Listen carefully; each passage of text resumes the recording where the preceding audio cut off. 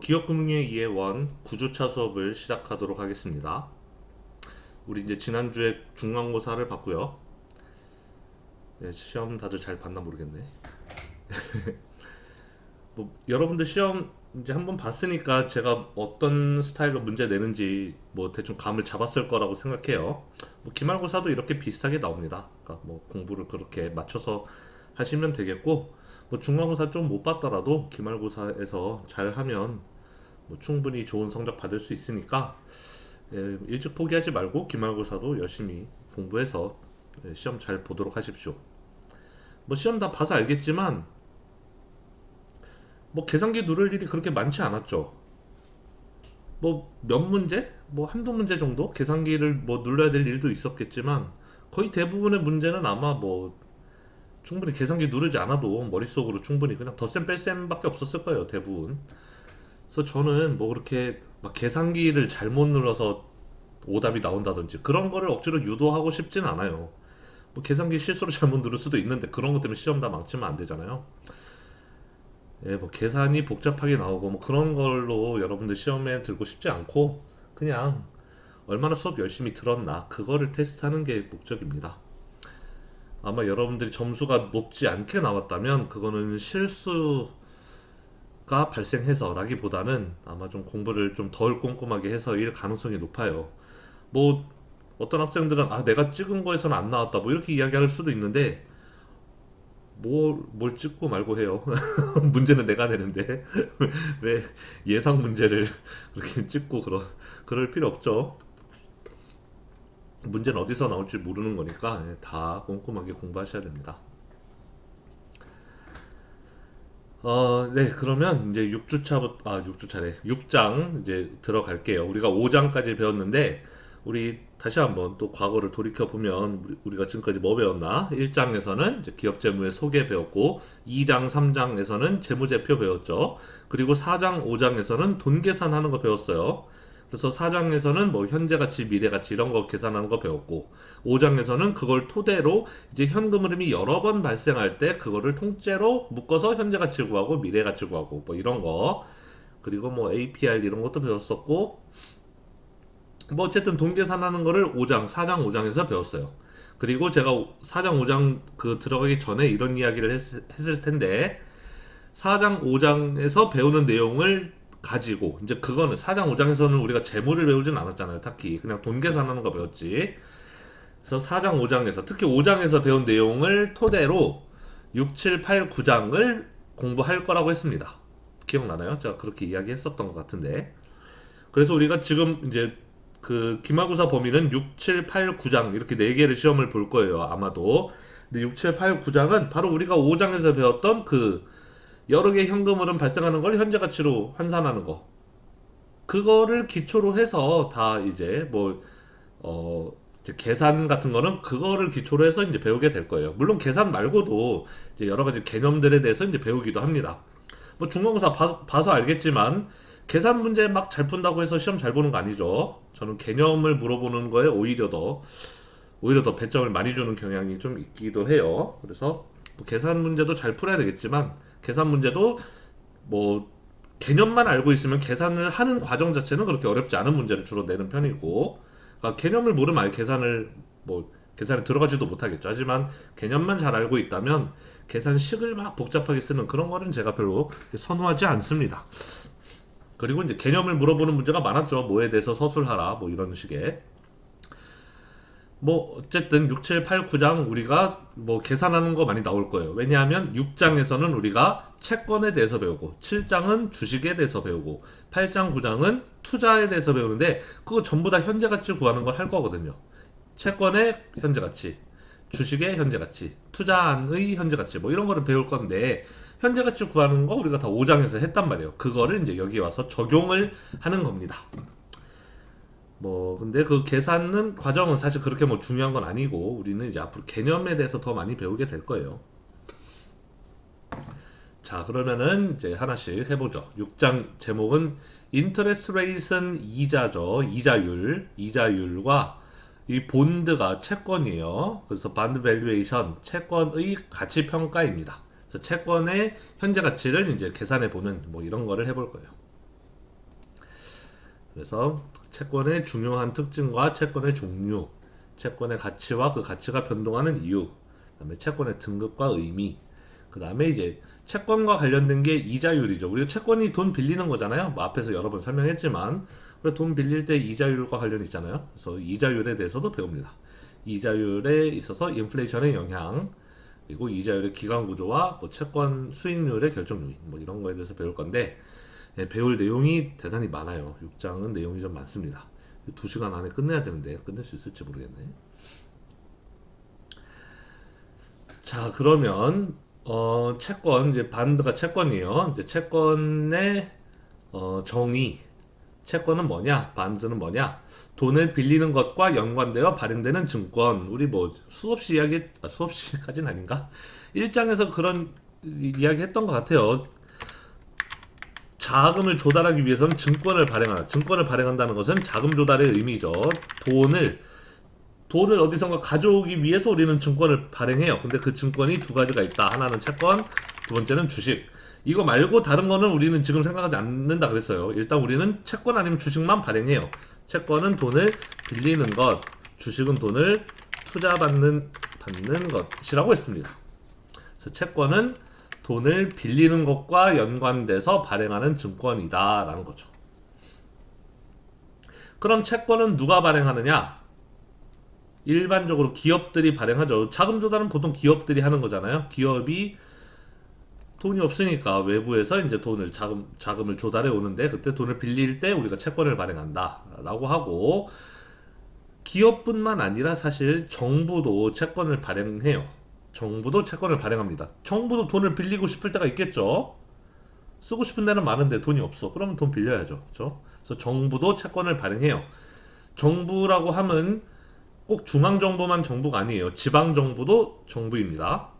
즉 대한민국 정부, 문재인 정부가 이렇게 돈을 빌려서 채권을 발행해서 돈을 빌릴 수도 있지만, 뭐 경상북도 도청에서, 경상북도 도청 정부에서도 돈을 빌리고 싶으면 경상북도에 돈을 쓰기 위해서 돈을 빌릴 수가 있는 거죠. 대구광역시에서도 역시 채권을 발행해서, 시 이름으로 채권을 발행해서 돈을 빌릴 수가 있어요.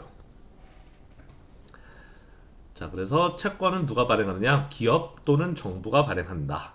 뭐 이 정도만 알면 일단 그 정도를 알아두시고, 그래서 바로워가 렌더에게 일정 금액의 현금에 대해 채권을 발행한다. 그리고 채권을 발행한다는, 채권을 찍어서 누군가한테 발행해서 주는 거죠. 채권을 발행해서 주는 거죠. 근데 줄 때 우리가 뭐예요? 돈을 빌리는 대가로 채권을 발행하는 거잖아요. 그쵸? 채권이라는 것을 내가 찍어서 채권을 발행해서 누군가에게 줘요. 그러면 그거는 내가 그냥 공짜로 주는 게 아니라 돈을 빌려받기 위해서 채권을 주는 거잖아요. 그렇죠? 그래서 우리는 그 과정을 채권을 그냥 매도한다라고 부르기도 한다는 거예요. 채권을 찍어서 돈을 빌려받는 대가로 채권 주는 거잖아요. 돈 들어오고 채권 나가고. 그러니까 그거는 채권 그냥 돈 주고 파는 거랑, 돈 받고 파는 거랑 비슷하잖아요. 그렇죠? 채권은 그냥 돈을 받고 판다, 이렇게도 생각할 수 있으니까 채권을 발행한다 라는 말은 그냥 채권을 매도한다, 뭐 이런 식으로 부르기도 합니다. 발행한다, 매도한다, 뭐 비슷한 의미로 생각하면 되겠어요. 자, 바로워는 돈을 빌리는 사람이에요. 바로워가 누구냐? 그러니까 돈을 빌리는 사람, 아까 말했던 채권을 발행하는 사람인 거죠. 그러니까 채권을 발행하는 기업 또는 정부, 바로워는 돈을 빌리는 사람, 렌더는 돈을 빌려주는 사람, 기업이 발행한 채권을 사주는 사람이에요. 얘네들은 채권을 사주는 사람, 다른 말로 채권자가 되는 거죠. 내가 돈을 빌려준 사람이 렌더예요. 렌드는 돈을 빌려주는 거, 바로우는 돈을 빌리는 거라고 우리가 이제 생각하면 되겠습니다. 그래서 바로워가 렌더에게 일정 금액의 현금에 대해 돈을 이제 빌리는 대가로 채권을 발행한다라는 거예요. 그런데 우리는 채권을 일단 두 가지로 나눠서 봅시다. 이표 채권과 무이표 채권이 있어요. 이표 채권 영어로 쿠판 반드이고, 무이표 채권은 지로 쿠판 반드인데, 뭐 이건 별로 그렇게 중요한 내용은 아니에요. 하지만 우리가 쿠판이 뭔지를 알아야 돼요. 쿠판. 자, 이걸 배우기 앞서서 채권의 현금 흐름에 대해서 한번 보겠습니다. 채권을 발행하면 현금 흐름이 어떻게 되느냐? 기업이 채권을 발행해요.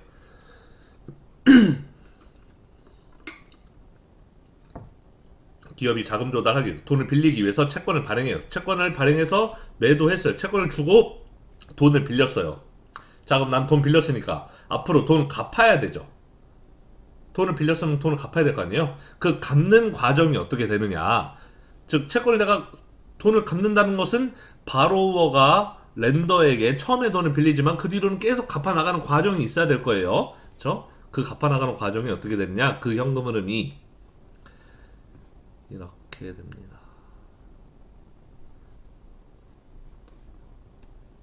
제가 오늘 필기할 준비가 안 되어 있어가지고 제가 손으로 필기를 못할 것 같은데 좀 양해 바랄게요. 손으로 필기 못하고 이렇게 써야 될 것 같아요.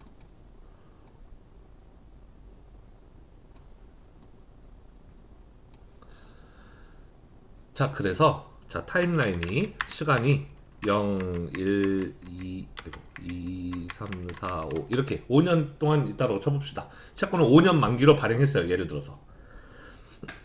그럼 캐시플로우가 어떻게 됐냐? 현금 흐름이 내가 0 시점이 오늘이에요. 0이 오늘, 1은 1년 뒤, 2는 2년 뒤, 뭐 이런 식으로 이제 가정합시다. 0이 오늘이에요. 오늘 나는 돈을 받았죠. 돈을 빌렸죠. 내가 이제 채무자 입장이에요. 돈을 빌린 입장. 뭐 빌려준 입장이라고 할까요? 채권자 입장. 돈을 빌려줬어요. 내가 0 시점에 돈을 채권의 가격을 주고 채권을 사왔습니다. 돈 주고 채권 사왔어요. 그럼 내가 채권을 샀으니까 채권 가지고 있죠, 지금. 채권을 가지고 있으면은 나는 앞으로 이 만기 동안, 이 채권이 만약에 5년 만기다라고 하면은 5년 만기 동안, 5년 동안 앞으로는 받을 돈이 있는 거예요. 돈을 빌려줬으니까 앞으로는 저쪽에서 나한테 돈을 갚아야 될 거 아니에요? 꼬박꼬박 돈을 갚을 거예요. 그 이제 나는 이제 앞으로 돈 받을 일만 있는 거죠.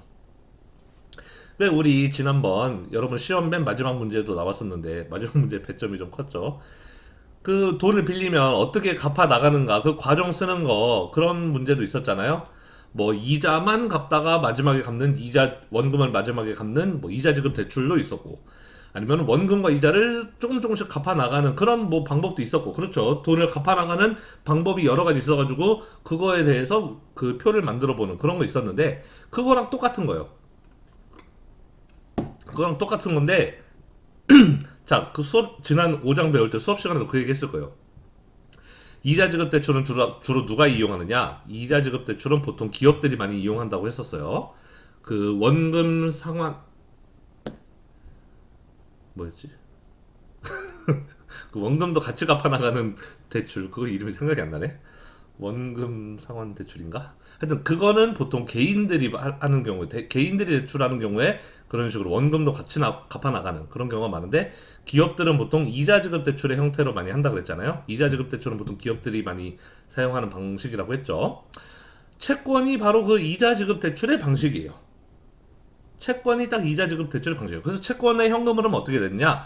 내가 만약에 어떤 기업이 채권을 발행해서 내가 그 채권을 샀다. 그럼 0 시점에는 이제 나간 돈이 있겠죠. 채권의 가격만큼 돈을 주고 채권을 샀을 거예요. 그러면 내가 앞으로 돈을 얼마를 받느냐? 매년마다 C라는 돈을 이렇게 받게 돼요. 5번 이렇게 C, 아이고 이거를 네, C 이렇게 돈을 받게 됩니다. 그리고 이 돈이 바로 쿠폰이에요. 쿠폰. 우리말로는 그냥 이자 또는 이표라고 부르기도 해요. 그래서 여기 무이표 채권이란, 이표 채권이란 말이 있는데 이표라고 부르기도 해요. 이걸 왜 쿠폰을 이표라고 부르냐? 여러분 쿠폰, 여러분들은 모바일 뭐 이런 거 익숙해져가지고 쿠폰이라 그러면은 왠지 모바일 쿠폰을 떠올리기가 쉬울 것 같아요. 뭐 기프티콘 뭐 이런 거만 쿠폰이라 생각하기 쉬운데, 스마트폰 이전 시대, 그 제가 여러분 나이만 했을 때, 그때는 스마트폰 없고 그러니까 모바일 쿠폰이라는 건 없었죠. 그럼 쿠폰, 그때 쿠폰이 없었느냐? 기프티콘 없었느냐? 쿠폰 다 있었어요. 쿠폰이 어떻게 생겼냐면은 종이 쪼가리가 있어요. 예를 들어서 홈플러스 같은 데, 이마트, 홈플러스 이런 데서 뭐 어느 집에 회원이 있으면, 예를 들어서 이마트 회원이 있으면 회원님한테 쿠폰을 줘요. 쿠폰이 어떻게 생겼느냐? 종이 쪼가리로 생겨. 종이 조각이 막 여러 개 있습니다. 그 종이 조각 들고 가면은 뭐 라면 1,000원 할인, 뭐 종이 조각 들고 가면은 뭐 햄버거 뭐 500원 할인, 뭐 이런 식으로 할인해주는 그 종이 조각이 있었단 말이에요. 옛날엔 쿠폰이 다 그렇게 종이 조각처럼 생겼어요. 자, 왜 우리가 이자를 쿠폰이라고 부르느냐? 옛날에는 채권을 발행하면 채권을 이렇게 그러니까 기업이 채권을 발행하죠. 그러면 내가 만약 채권을 사는 입장이라면, 내가 돈 빌려주는 입장이라면 돈 빌려주고 채권을 받아오죠. 채권을 받아오면 채권에 그 오징어 다리처럼 종이 쪼가리가 여러 개 붙어 있는 거예요. 쿠폰이 붙어 있어요. 저는 어렸을 때 과외를 굉장히 많이 했는데, 여러분 혹시 과외 전단지 같은 거 본 적 있어요? 저는 어렸을 때 과외를 하도 많이 해가지고 과외 전단지가 어 과외 전단지 같은 거 보면은 막 과외 뭐 한다고 수학, 영어 막 써 있어요. 막 뭐 이런 경력이 있고 여기로 연락 주세요 한 다음에 밑에 보면은 전화번호 써 있는 종이가 여러 개 이렇게 오징어 다리처럼 여러 개 있습니다. 그러면 관심 있는 사람 그거 한 장 띄어가는 거죠. 전화번호 연락처 있는 거 그거 띄어가서 이제 전화해서 뭐 이렇게 연락하고 하는 건데, 이거 똑같아요. 채권을 사면은 그 밑에 오징어 다리처럼 종이가 여러 개 붙어 있어요. 쿠폰이. 그게 하나하나가 이자예요. 그거를 띄어서 회사에 갖다 주면, 이 사람이 이자 받은 사람이구나 하고 회사가 나한테 이자를 주는 거예요. 그래서 얘를 쿠폰이라고 부른다라는 겁니다. 뭔 소리인지 이해가 되나요? 쿠폰, 여러분들 종이로 된 쿠폰을 설마 본 적이 없나? 본 적이 있어야 되는데. 하여튼 채권을 사면 채권에 그 띄일 수 있는 딱 오리기 좋은 쿠폰이 여러 개가 붙어 있다. 쿠폰을 하나 오려서, 그러니까 매년마다 내가 만약에 5년 만기 채권을 샀다 그러면은 5년 만기 채권에 투자를 했다. 채권을 샀다 그러면은 그 쿠폰에 이 종이 쪼가리가 5장 붙어 있는 거예요. 쿠폰이라 써있고 종이 쪼가리가 5개 붙어있어요. 그럼 매 1년이 지나면, 내가 오늘 0시점에 채권을 샀어요. 1년 지나면 나는 이 쿠폰 C를 받을 자격이 있는 거죠. 그 종이 조각, 쿠폰, 그걸 띄어서 회사의 우편으로 보내요. 그럼 그 회사에서 우편을 확인하고, 우리 저분께 이자를 드려야 되는구나 하고 그 쿠폰에 해당하는 돈을 붙여준다라는 겁니다.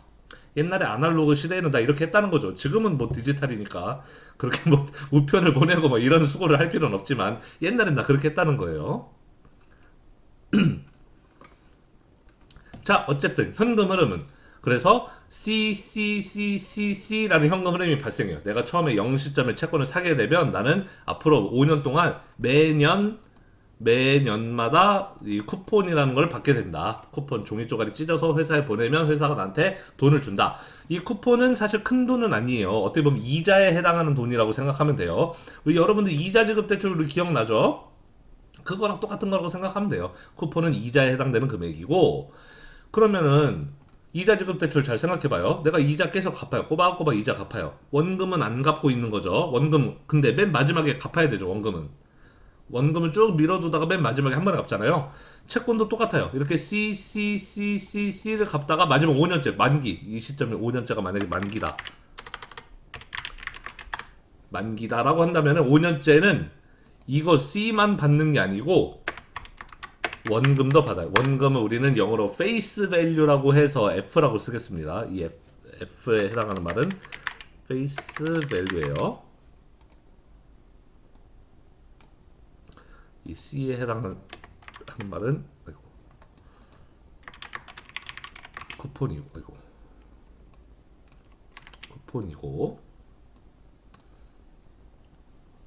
자, 그래서 현금 흐름이 1, 2, 3, 4, 5년 동안 나한테 현금 흐름이 주어지게 되는데, 내가 돈을 빌려준 대가로 향후에 나는 돈을 받게 되는데, 1년 지나면 C, 2년 지나면 C, 3년 지나면 C, 4년 지나면 C, 5년 지나면 C를 받고 동시에 1초 뒤에 F도 받게 돼요. 원금도 받게 됩니다. 그래서 이렇게 C, C, C, C, C 플러스 F 이렇게 현금 흐름을 다 받으면 채권의 이제 그 의무가 다 끝나게 되는, 이제 내가 처음에 빌려준 대가로 이만큼 받으면 이제 의무 끝이 되는 거예요.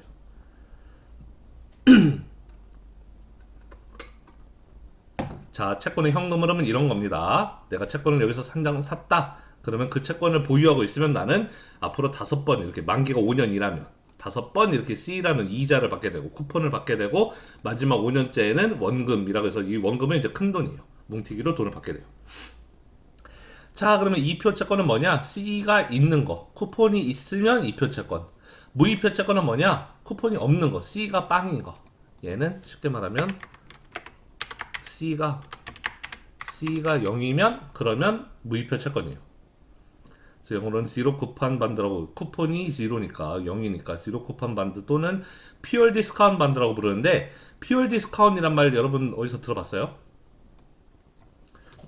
잘 기억 안 나네요. 5장 맨 마지막에 있었을 텐데, 5장에 우리 돈 갚는 방식이 이자 지급 대출, 뭐 원금 그 같이 갚는 그 이름이 생각이 안 나네. 원금 상환 대출인가? 하여튼 원금 뭐 갚는 대출이 있었고, 그거 전에 맨 처음에 나왔던 게 순할인 대출이라고 있었을 거예요.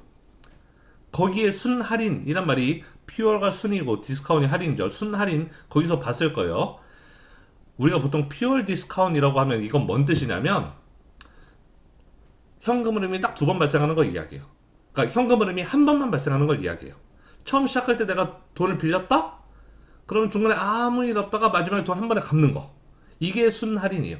그 순할인 대출도 그랬잖아요. 내가 돈을 빌렸어요, 처음에. 앞으로 어떻게 갚는다? 나는 이자고 원금이고 그냥 쭉 안 갚다가 마지막에 원금이자 합쳐서 한 번에 딱 갚는 게. 그게 순할인 대출이었잖아요. 무이표 채권도 중간에 C가 없는 거예요. 처음에 돈을 빌렸어요, 여기서. 0에서 0시점에 돈을 빌렸어요. 이 C가 없어. 쿠폰이 없으니까 중간에 갚는 거 없다가 마지막에 페이스 밸류만 딱 갚고 끝. 이렇게 되는 게 순수 할인제, 무이표 채권 또는 순수 할인채가 되는 겁니다. 그래서 여러분들이 어디서 만약에 퓨어 디스카운트이란 말을 보게 된다, 그럼 그거는 뭔 뜻이냐? 중간에 이자가 없다. 중간에 붙는 현금 흐름이 없다. 그러니까 이자는 계속 쌓여나간다 라는 개념이에요. 중간에 붙는 현금 흐름이 없고 마지막에 한 번에 갚는 거가 퓨어 디스카운트의 뜻입니다. 자, 이해했죠? 이표 채권은, 그러니까 일반적인 채권은 현금 흐름이 이렇게 생겼는데, 이표 채권은 이 C가 있는 거. 그러니까 일반적인 채권, 무이표 채권은 이 C가 0인 거. C가 0이어서 0, 0, 0, 0, 그 다음에 0 더하기 F, F만 있는 거. 이게 무이표 채권. 대부분의 채권은 다 이표 채권이에요. 근데 무이표 채권은 언제 무이표 채권이냐? 어느 때 발행하느냐? 자, 우리 순할인 대출, 예전에 그 5장 마지막에 순할인 대출 할 때 제가 뭐라 그랬어요? 어느 때 순할인 대출을 주로 사용한다 그랬죠? 여러분, 우리 배웠던 거 다 까먹으면 안 돼요. 시험 끝나고 다 까먹으면. 왜냐면 내용이 다 이어지거든요. 1장부터 16장, 17장인가? 16장까지 내용이 계속 이어집니다. 그러니까 앞에 배웠던 걸 여러분들 까먹으면 안 돼요. 다음 학기가 돼도 기금 2를 들어도 기금 1에 있던 내용을 까먹으면 기금 2 못 넘어갑니다. 다 기억하고 있어야 돼요. 자, 우리 5장 순할인 대출 할 때 어느 때 순할인 대출을 사용하느냐? 뭐 예를 들어서 이자 지급 대출은 주로 기업이 돈 빌릴 때 많이 쓰고, 원금 상환 대출은 개인이 돈 빌릴 때 많이 하고, 뭐 이렇다 그랬는데, 순할인 대출 언제 쓴다 그랬죠? 대출이 단기간일 때 그거 많이 쓴다 그랬죠. 이자가 발생하려면 이렇게 1년 지나야 이자가 이렇게 발생하는데, 1년씩 지나야지 이자가 발생하는데, 기간이 매우 짧으면, 돈 빌리는 기간이 뭐 6개월 혹은 뭐 1년 이렇게 짧으면 이자 줄 시간이 별로 없잖아요. 그렇죠? 단기간일 때, 단기 대출인 경우에 순할인 대출을 많이 사용하는데, 이 경우도 마찬가지예요. 무이표 채권은 보통 단기 채권이에요. 기간이 짧은, 만기가 매우 짧은 채권인 경우에 이런 무이표 채권인 경우가 많습니다. 만기가 몇 년 이상 되면 무이표 채권은 거의 없다고 봐도 돼요.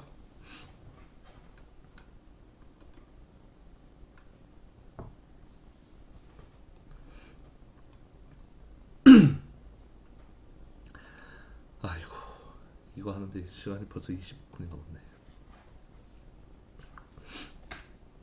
자, 그러면은 몇 가지 용어들에 대해서 이야기해 볼게요. 맨 처음에 액면가, 영어로 par value 또는 face value라고 하는데, 여기 제가 F라고 썼던 금액이 액면가예요. face value. 그러니까 쉽게 말하면 원금 뭐 이런 개념으로 생각하면 돼요. 대출 만기에 상환하는 금액이에요. 만기가 여기 5년이 만기라면 딱 이때 갚는 돈이 face value F죠. 자, 일반적으로 미국의 국채와 회사채 액면가는 $1,000라 그랬는데, 우리는 앞으로 무조건 F는 $1,000로 고정시켜 놓겠습니다. F는 무조건 $1,000예요. 얘는 무조건 앞으로 $1,000로 하겠습니다.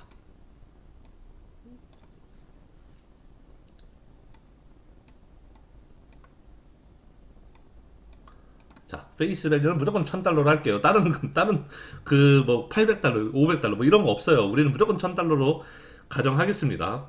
뭐 괜히 뭐 숫자 가지고 장난쳐가지고 문제 내면 그게 뭔 의미가 있겠어요. 대부분의 회사채 국채는 다 액면가가 1000달러로 고정돼 있기 때문에 굳이 뭐 다른 경우를 우리 생각하지 않을게요. 액면가가 얼마다라고 써있지 않아도 여러분은 그냥 액면가는 1000달러다 그냥 그렇게 외워두시면 되겠습니다.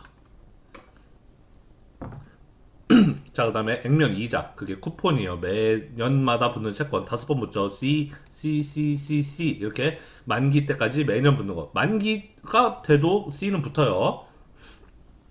5년 만기라 그러면 4년까지 붙고 5년째 안 붙느냐? 그게 아니고 5년째에도 여기도 C가 있는 겁니다. 이 C가. 자, 이거를 쿠폰이라고 불러요. 뭐 우리말로는 액면 이자. 뭐 그냥 이자로 불러도 되고. 예. 액면 이자율. 보통은 이제 채권을 발행할 때 액면 이자가 얼마다 이렇게 잘하지 않고 액면 이자율로 표시할 때가 많아요. 액면 이자율은 뭐냐면 쿠폰을 액면가로 나눈 거예요. 근데 액면가 얼마다? 액면가는 무조건 1000달러다. 예를 들어서 이 쿠폰이 예를 들어서 쿠폰이 80이었다 쳐보죠. 80, 80, 80, 80 그리고 여기는 80 더하기 1000 이렇게 붙는 거죠. 현금 흐름이 예를 들어서 쿠폰이 80이었다라고 한다면 그러면은 80달러였다라고 한다면은 80, 80, 80, 80 그리고 맨 마지막에는 80 더하기 1000 즉 1080이 붙는 거예요. 이런 경우에 쿠폰 레이트는 얼마냐? 쿠폰 레이트는 80 나누기 1000이라는 거죠. 이 이자를 액면가 1000으로 나눈 거예요. 따라서 그러면은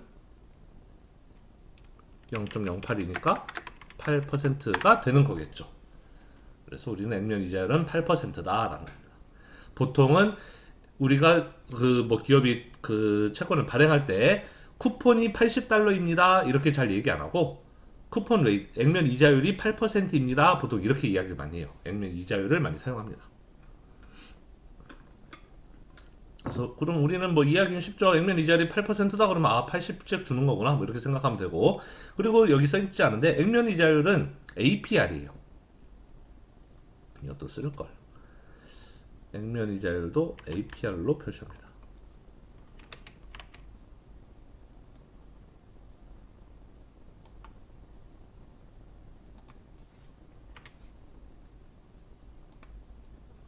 네.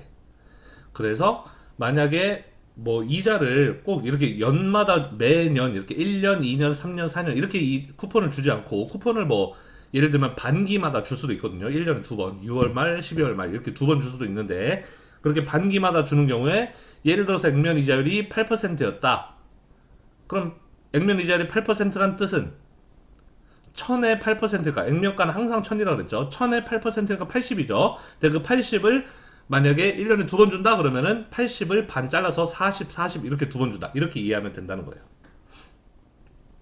만약에 액면 이자율이 8%인데 이자를 분기마다 줘요. 1년에 4번 준다. 그러면은 1000의 8%인 80달러의 이자를 80달러 이자는 1년 동안 주는 총 이자 금액인데 80달러를 1년에 4번 나눠준다? 그러면 80을 4로 나눠서 20, 20, 20, 20 이렇게 4번 준다. 이렇게 생각하면 된다는 거죠. APR로 표시한다는 게 뭐 어려운 개념이 아니에요. 그냥 우리는 1년치로 이야기하는데 액면 이자율을 이야기할 때 1년치로 이야기하는데 그 1년치를 가지고 2번 나눈다, 4번 나눈다, 혹은 12번 나눈다 할 때 그냥 그렇게 나눠버리면 되는 거예요. 잠깐만. 이러면 안 되는데. 죄송합니다.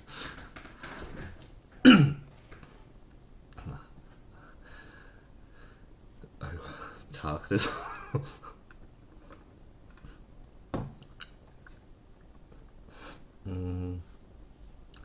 네, 그래서 네, 네, APR로 표시한다 이 말은 뭐 어렵게 생각할 필요가 없이 그냥 액면 이자율을 이야기할 때 1년에 몇 달러의 이자를 주는지 그게 이제 액면 이자율 개념인데 8%라면 80, 6%라면 60, 뭐 10%라 그러면 100 그런 개념인데 그 100달러 이자, 60달러 이자 그거를 반기마다 준다 그러면 반띵해서 두 번 준다. 분기마다 준다 그럼 4분의 1로 나눠서 4번 준다. 이렇게 생각하면 그냥 편하다. 자, 그렇게 이해하시고 그 다음에 만기, 머처리티라 부르는데 채권의 원금이 지급되는 일자. 여기가 이 예에서는 만기가 지금 5년째죠. 네, 그래서 우리 앞으로는 액면가는 우리가 앞으로 F라고 쓸 거고 액면 이자는 우리가 C라고 쓸 거예요. 액면 이자율은 그냥 쿠폰 내시고 만기는 우리가 앞으로 T, 스몰 t로 표현하겠습니다. 자, 페이스 액면가는 여기 제가 여기도 F라고 썼죠. 제가 지금 여기 F라고 썼고, 그다음에 액면 이자는 C라고 제가 이렇게 표현했죠. 그다음에 만기는 T라고 쓸게요. 여기서는 T가 5였던 거죠. 그러니까 자, 그래서 만기는 채권의 원금이 지급되는 일자, 즉 채권이 끝나는 채권의 의무가 끝나는 시점, 마지막으로 돈 갚고 끝나는 시점이 채권의 만기. 일반적으로 채권의 만기는 뭐 짧은 거는 6개월짜리, 3개월짜리 이런 것도 있을 수 있고, 보통 이제 길다. 만기가 길게 가면은 최장 보통 30년까지 이렇게 가기도 해요. 물론 뭐 더 긴 것도 있을 수 있죠. 충분히. 보통 길면 아주 길면 30년까지 뭐 이 정도 되고 뭐 그렇습니다. 자, 그러면은 여기까지는 액면가, 액면 이자. 그리고 액면 이자율은 뭐 얘를 얘로 나눈 거니까 어쨌든 얘네 둘만 알면 자동으로 계산되는 값이고, 그다음에 만기 T, F, C, T 이 값들은 채권을 발행할 때 정하는 값이에요. 채권을 발행할 때, 액면가는 그냥 1000이라고 합시다. 항상 액면가 1000으로 정해놓고, 그 다음에 액면 이자 내가 80으로 할지 60으로 할지 뭐 20으로 할지, 그거는 채권을 발행할 때 발행하는 사람이 정하는 거예요. 내가 앞으로 이자 얼마씩 갚겠다, 매년 80씩 갚겠다, 매년 20씩 갚겠다, 그거는 돈 빌리는 사람이 정하는 거예요. 내가 채권을 발행할 때 난 앞으로 그 쿠폰을 20씩 줘야지, 80씩 줘야지, 뭐 이거를 내가 정하는 거예요. 아, 그러면 돈을 갚아나가는 입장에서 이자 조금씩 갚는 게 좋은 거 아니에요? 이렇게 생각할 수 있는데, 조금씩 갚는다고 다 좋은 게 아니에요. 뭐 나중에 뭐 좀 더 배우다 보면 이해가 되겠지만, 내가 만약에 쿠폰을 조금씩 갚아요. 예를 들어서 80, 80, 80, 80 이렇게 갚지 않고 내가 20, 20, 20, 20 이렇게 갚아요. 그러면 그렇게 조금 갚으면 좋은 거 아니에요? 라고 생각할 수 있는데, 내가 조금씩 갚으면 당연한 거지만 돈을 빌릴 때 조금밖에 못 빌려요. 내가 이자를 조금 주는데 누가 나한테 큰 돈을 빌려주겠어. 그쵸? 내가 이자를 조금 준다. 20, 20 혹은 뭐 10, 10, 10, 10 이렇게 준다? 그럼 내가 처음 빌릴 때 빌릴 수 있는 돈이 얼마 안 돼요. 누가 나한테 큰 돈을 빌려주겠어. 이자 조금 주는데. 그러니까 내가 처음에 빌릴 수 있는 이 돈은 사실 이 이자랑 관련이 없을래야 없을 수가 없어요. 내가 이자를 많이씩 갚겠다. 내가 80, 80, 80 이렇게 갚겠다. 맨 마지막에 이제 원금은 1000으로 이제 고정돼 있으니까 내가 80, 80 혹은 100, 100, 100 이렇게 갚겠다. 그러면 내가 처음에 빌릴 수 있는 돈이 많아지는 거죠. 나한테 당연히 돈 많이 빌려주겠죠. 내가 갚는 돈도 많은 거니까. 내가 많이 갚는다 그러면 당연히 많이 빌릴 수 있는 거고, 내가 조금 갚겠다 하면 당연히 조금 빌릴 수밖에 없는 거예요. 그러니까 이게 조금 갚는다고 무조건 좋은 게 아니다라는 거죠. 내가 돈 더 빌리고 싶다? 그럼 나는 이자를 더 많이 갚아야 되는 거예요. 그러니까 공평해요. 내가 이자를 많이 갚건 적게 갚건 어쨌든 나는 그에 상응하는 만큼의 돈을 빌릴 수밖에 없기 때문에 공평하게 이제 빌리게 되는 겁니다. 그러니까 무조건 조금 갚는다고 좋은 게 아니라는 거예요. 조금 빌린다? 그 얘기는 내가 조금 갚는다? 라는 얘기는 조금 빌린다라는 뜻이 되는 거니까, 내가 많이 갚는다? 많이 갚는다? 라는 얘기는 많이 빌린다라는 소리가 되는 거고.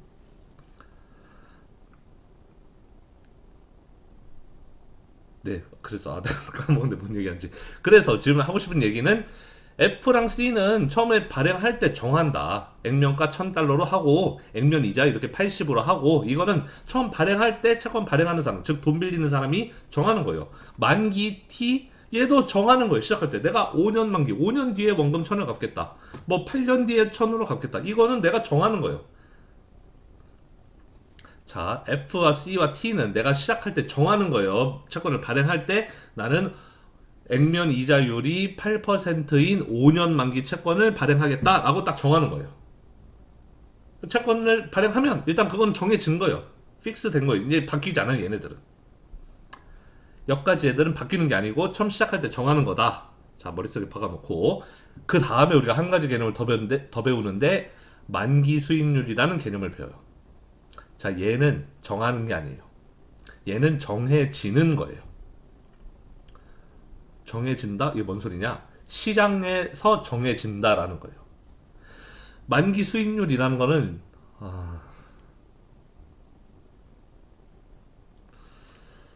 어떻게 설명해야 되지? 만기 수익률이라는 건 뭐냐면 시장에서 채권에 요구하는 이자율이라고 써 있는데, 그리고 채권의 가치를 결정하기 위해 적용되는 시장 이자율이라고 써 있는데, 이해하기 쉬운 말은, 내가 처음 채권을 살 때 채권의 가격이 있을 거 아니에요. 내가 앞으로 80, 80, 80, 80, 1080 이 현금 흐름을 받기 위해서 난 채권을 돈 주고 사야 되죠. 처음에 돈 빌려줘야 이 돈을 받을 거 아니에요. 그렇죠. 내가 처음에 돈을 빌려줘야 되죠. 채권을 돈을 주고 사야 되죠. 돈을 주고 채권을 사와야 돼요. 돈을 뭐 빌려주는 개념이긴 하지만 비슷한 거죠. 빌려준다는 거나 돈 주고 채권을 사온다는 거나 뭐 똑같은 건데, 만기 수익률은 뭐냐면 내가 처음에 그 채권 살 때 준 돈에서 내가 앞으로 이렇게 돈을 받게 된다면, 그러면 얻게 되는 연평균 수익률이 만기 수익률인 거예요. 쉽게 생각하면 그거 생각하면 돼요. 우리 뭐 그러니까 R이에요. R. 4장 5장에서 배웠던 R이 만기 수익률이에요. 그래서 우리는 이 값을 앞으로는 스몰 r로 쓸 거예요. 만기 수익률을 r로 쓸 겁니다. 그러니까 그 적용되는 이자율 있죠. 미래 가치를 현재 가치로 할인할 때 적용하는 그 할인율, 현재 가치를 미래 가치로 바꿀 때 쓰는 이자율, 그거 있죠. 그게 채권에서는 그 값이 만기 수익률이다. 채권을 내가 처음 살 때 얼마를 주고 살 거 아니에요. 예를 들어서 이 채권을 살 때 뭐 1050원을 주고 샀어요. 앞에 제가 마이너스라고 쓴 이유는 돈이 나가는 거니까, 이 뒤에 거는 돈이 들어오는 거니까. 그럼 처음에 1050원을 돈을 들여서 채권을 샀는데, 채권 1050원을 썼더니 앞으로 80, 80, 80, 80, 1080이란 돈이 들어올 거 아니에요. 그러면은 내가 1050을 투자해서 80, 80, 80, 80, 80, 80, 80, 80, 80, 1080 이렇게 받게 되면 얻게 되는 연평균 R이 얼마냐? 그 값이 바로 만기 수익률이다라는 거예요. 만기 수익률은 Yield to Maturity라고 쓰는데 보통 줄여서 YTM이라는 말로 써요. YTM이라고도 씁니다. 그리고 우리는 지금 그 값을 R이라고 표시할 거예요. 우리가 수식으로 쓸 때는 매번 YTM이라고 쓰기 귀찮으니까 그냥 R로 쓰겠다는 겁니다. 왜? 4장 5장에서 우리 항상 이자율 할인율을 R로 배웠잖아요. 그러니까 그 값, 그 똑같은 개념으로 R을 쓸 거예요. 자, 그럼 뭐냐면 이 R은 얘를 투자해서 이 돈들을 받았을 때 내가 얻게 되는 수익률이죠. 그럼 그걸 다르게 이야기하면, 내가 이렇게 미래에 1, 2, 3, 4, 5년 동안 이런 돈을 받아요. 80, 80, 80, 80, 1080 이 돈을 받아요. 이 돈을 현재 가치로 할인할 때 이 R로 할인을 하면 채권의 오늘의 가격이 나오게 되는 거예요. 그래서 여기서 그 얘기를 하는 겁니다. 채권의 가치를 결정하기 위해 적용되는 이자율. 채권의 가치, 이 1050원. 이게 오늘의 채권의 가격이라고 쳐보죠. 그럼 얘 1050원이 어떻게 계산이 나온 거냐? 바로 이 돈들을, 이 80을 1년 앞으로 할인, 이 80을 2년 앞으로 할인, 80을 3년 앞으로 할인, 얘를 4년 앞으로 할인, 얘를 5년 앞으로 할인 해가지고 다 합친 돈이 1050이 되게끔 하는 그 할인율, 걔가 R이라는 거예요. 만기 수익률. 자, 그러면 아까 이야기할 때 F랑 C랑 T는 채권을 발행할 때 정하는 거라 그랬어요. 근데 R은 정하는 게 아니라, 채권을 발행할 때 정하는 게 아니라 정해지는 거라 그랬죠. 정해지는 거라는 게 무슨 뜻이냐? 이 R은 시장에서 평가하는 R이에요. 어떤 채권에 대한 수익률은 시장에서 평가되어지는 거예요. 내가 채권 발행하는 사람이 내가 채권의 수익률 얼마다? 라고 이렇게 발행하는 게 아니에요. 채권의 수익률은 시장에서 결정되는 거예요. 수요와 공급에 의해서 저 채권 좋은 채권이다 라고 생각되면 사람들은 그 채권에 대한 수익률을 높게 잡을까요? 낮게 잡을까요? 어떤 채권이 좋은 채권이에요? 좋은 채권이면 여러분들 수익을 많이 받고 싶어요? 적게 받고 싶어요? 좀 말이 애매한가?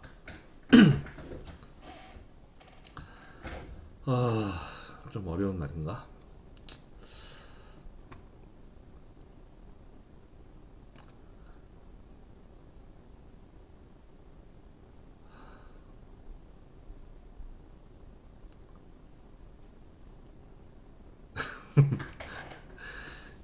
어떤 채권이 좋은 채권이다 라고 한다면 좋은 채권들은 사람들이 많이 사려고 들 거 아니에요. 그 채권에 사람들이 많이 몰리겠죠. 너도 나도 사고 싶어 할 거예요, 그 채권을. 그럼 사람들은 수익률을 낮춰서라도 그 채권을 사고 싶겠죠. 수익률이 낮아도 괜찮을 거 아니에요? 좋은 채권이니까. 나쁜 채권이다 그러면 수익률이 높지 않으면 안 살 거예요, 그런 채권은. 수익을 주지 않으면 난 안 사. 왜? 나쁜 거니까. 근데 좋은 거라면 수익이 좀 낮아도 사고 싶을 거 아니에요. 좋은 채권이라면 수익률이 낮을 거예요. 근데 그걸 누가 평가한다? 시장에서 평가가 된다. 이게 좋은 채권인지 나쁜 채권인지는 시장에서 보고 판단이 되어진다. 시장에서 균형에 의해서 결정이 된다라는 거예요. 아, 이 말이 좀 애매할 수 있는데 좀 더 배우다 보면 이해가 될 겁니다. 자, 좀 더 이제 채권의 가격 계산하는 것부터 이야기를 할게요. 자, 그러면 채권의 가격은 어떻게 계산되느냐? 채권의 가격, 본드 밸류, 채권의 가치는 어떻게 계산되느냐? 쉬워요. 우리는 미래에 내가 받을 돈, C, 그리고 C 더하기 F. 이게 미래에 받을 돈이죠. 이 돈의 현재 가치를 구하면 그게 채권의 가치예요. 주식이나 채권이나 다 똑같아요. 뭐 투자도 똑같아요. 우리가 6, 7, 8, 9장에서 배운 내용 다 똑같은 건데 뭐냐면 5장에서 배웠던 내용의 반복이에요. 내가 앞으로 받을 돈이 있다? 그럼 그거의 현재 가치 계산하면 그게 채권이 됐든 주식이 됐든 투자가 됐든 그거의 가치라는 거예요. 채권의 가치, 내가 미래에 받을 걸로 예상되는 돈의 현재 가치. 주식의 가치, 내가 미래에 받을 걸로 예상되는 돈의 현재 가치. 어떤 투자의 가치, 내가 미래에 받게 될 거라고 예상되는 돈의 현재 가치. 그게 다 현재 가치라는 거죠. 그래서 채권의 가치도 똑같아요. 미래에 받게 될 거라고 예상되는. 이거는 사실상 확정된 돈이기도 하죠. 우리가 주식 같은 경우는 사실 미래 현금 흐름이 확정된 게 없어요. 여러분 주식 사면 내가 미래에 내 주식이 얼마 될지 뭐 이런 거 알 수가 없잖아요. 하지만 채권 같은 경우는 채권을 내가 만기까지 보유한다? 그러면 만기까지는 현금 흐름이 정해져 있어요. C랑 F랑 T는 정해지는 거라 그랬잖아요. 채권을 발행할 때 C 그리고 C 더하기 F라는 현금 흐름이 발생한다는 것은 정해져 있어요. 그렇기 때문에 이 정해져 있는 현금 흐름의 현재 가치를 계산하면 그게 채권의 가치예요. 프레젠트 밸류예요. 채권의 현재 가치. 그럼 얘네들을 현재 가치로 환산하기 위해서는 할인율이 필요할 거 아니에요? 얘를 이 C를 1년 앞으로 할인하고 이 두 번째 C를 2년 앞으로 할인하고 할인할 때 R이 있어야 될 거죠. 그 할인율이 있어야 되겠죠. 그래야지 현재 가치로 1 더하기 R로 나누고 얘는 1 더하기 R의 제곱으로 나누고 하겠죠. 그때 적용한 R이 뭐다? 그때 적용한 R이 바로 만기 수익률 이 R이라는 거예요. 이거는 시장에서 정해지는 값이다라고 그랬어요. 어쨌든 시장에서 이 R이라는 값이 정해졌다면 우리는 그걸로 현재 가치를 할인해서 구하면 돼요. C를 1년 앞으로 할인, 이 C를 2년 앞으로 할인, 얘를 3년 앞으로 할인 이런 식으로 다 합쳐주면 되는 거죠. 그런데 우리는 연금의 현재 가치를 구하는 공식 5장에서 배웠잖아요. 자, 우리 지금 이 현금으로 보면 C 다섯 개 있죠. 그 C 다섯 개 있는 거, 그거 연금이죠. 매년 일정한 현금으로 반복되는 거. 걔 현재 가치 계산하면 돼요. 그게 이 부분이에요, 이 부분. C의 현재 가치, C 다섯 개 있는 거, 그거의 현재 가치. 연금의 현재 가치 구하는 거, 이 부분. 그 다음에 C 했는데 맨 마지막에 F 하나 또 있죠. 얘도 현재 가치 해서 합해줘야 될 거 아니에요. 그래서 이 F는 5년 앞으로 당기기만 하면 돼요. F를 T년 앞으로 당기기만 해서 현재 가치로 만들어주는 거. 그래서 이렇게 둘을 합치면 그게 채권의 가치다라는 겁니다. 채권의 가격은 어렵지 않아요. 미래에 예상되는 현금 흐름의 현재 가치예요. 근데 미래에 예상되는 현금 흐름이 두 종류예요. 하나는 쿠폰, 연금처럼 발생하는 쿠폰, 그리고 또 하나는 맨 마지막에 발생하는 액면가. 그래서 연금처럼 발생하는 쿠폰의 현재 가치, 그 다음에 맨 끝에 발생하는 액면가의 현재 가치, 그 둘을 합치면 채권의 가격이다라는 거죠.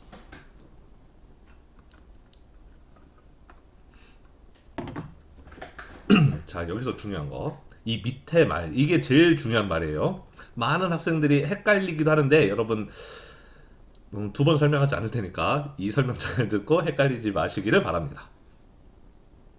자, 위에 식이 있어. 이 식. 뭐 어려워 보이지만 사실 우리가 여러분들 계산기로 수없이 많이 눌러봤던 그 식이기 때문에 뭐 생긴 건 이래도 그렇게 복잡한 식 아닙니다. 어쨌든 간에 좀 필기를 못해서 좀 미안한데 저 식에 따르면 C하고 F하고 T하고 R이 주어져 있으면 이걸 가지고 채권의 가격을 구할 수 있는 거죠. 여기 C, 그다음에 여기 F, 그다음에 여기 R 여러 번 있죠. R하고 T 이렇게 네 개가 있으면은 이걸 가지고 채권의 가격을 계산할 수 있는 거예요. 본드 밸류를 계산할 수 있죠. 프라이스 오브 본드 프라이스를 계산할 수 있는 거예요. 채권의 가격을. 그런데 C랑 F랑 T는 이미 결정된 거라 그랬어요. 얘네들은 채권을 발행할 때 이미 정해져 있어요. C는 80, F는 1000, T는 5. 예를 들면 이 채권 같으면 얘네 세 개는 이미 정해져 있는 값이에요. 정해져 있는 값이라는 얘기는 그냥 이미 숫자라는 거예요. 숫자. 얘네는 80, 얘는 여기는 1000, 여기는 1000, 여기는 뭐 5 이렇게 정해져 있는 값이에요. 그러면 이거 세 개는 그냥 숫자라 생각해버리면 얘네들은 정해진 거다라고 한다면은 그러면 우리는 여기서 알 수 있는 건 뭐냐? R만 알면 얘는 자동으로 계산된다라는 거예요. 이거 세 개는 이미 우리가 알고 있는 것이고 채권에 이미 써 있는 값들이고 그러면 시장에서 R만 결정해 주면 아까 R은 시장에서 결정되는 거라 그랬잖아요. 그렇죠? 시장의 수요 공급에 의해서 결정된다 그랬죠. R이 시장에서 결정되면 나머지 세 개는 이미 알고 있는 거니까 R만 결정되면 자동방으로 얘는 계산이 되는 거죠. 채권의 현재 가치는 자동으로 계산이 되는 거예요. 이거는 뭘 뜻하냐?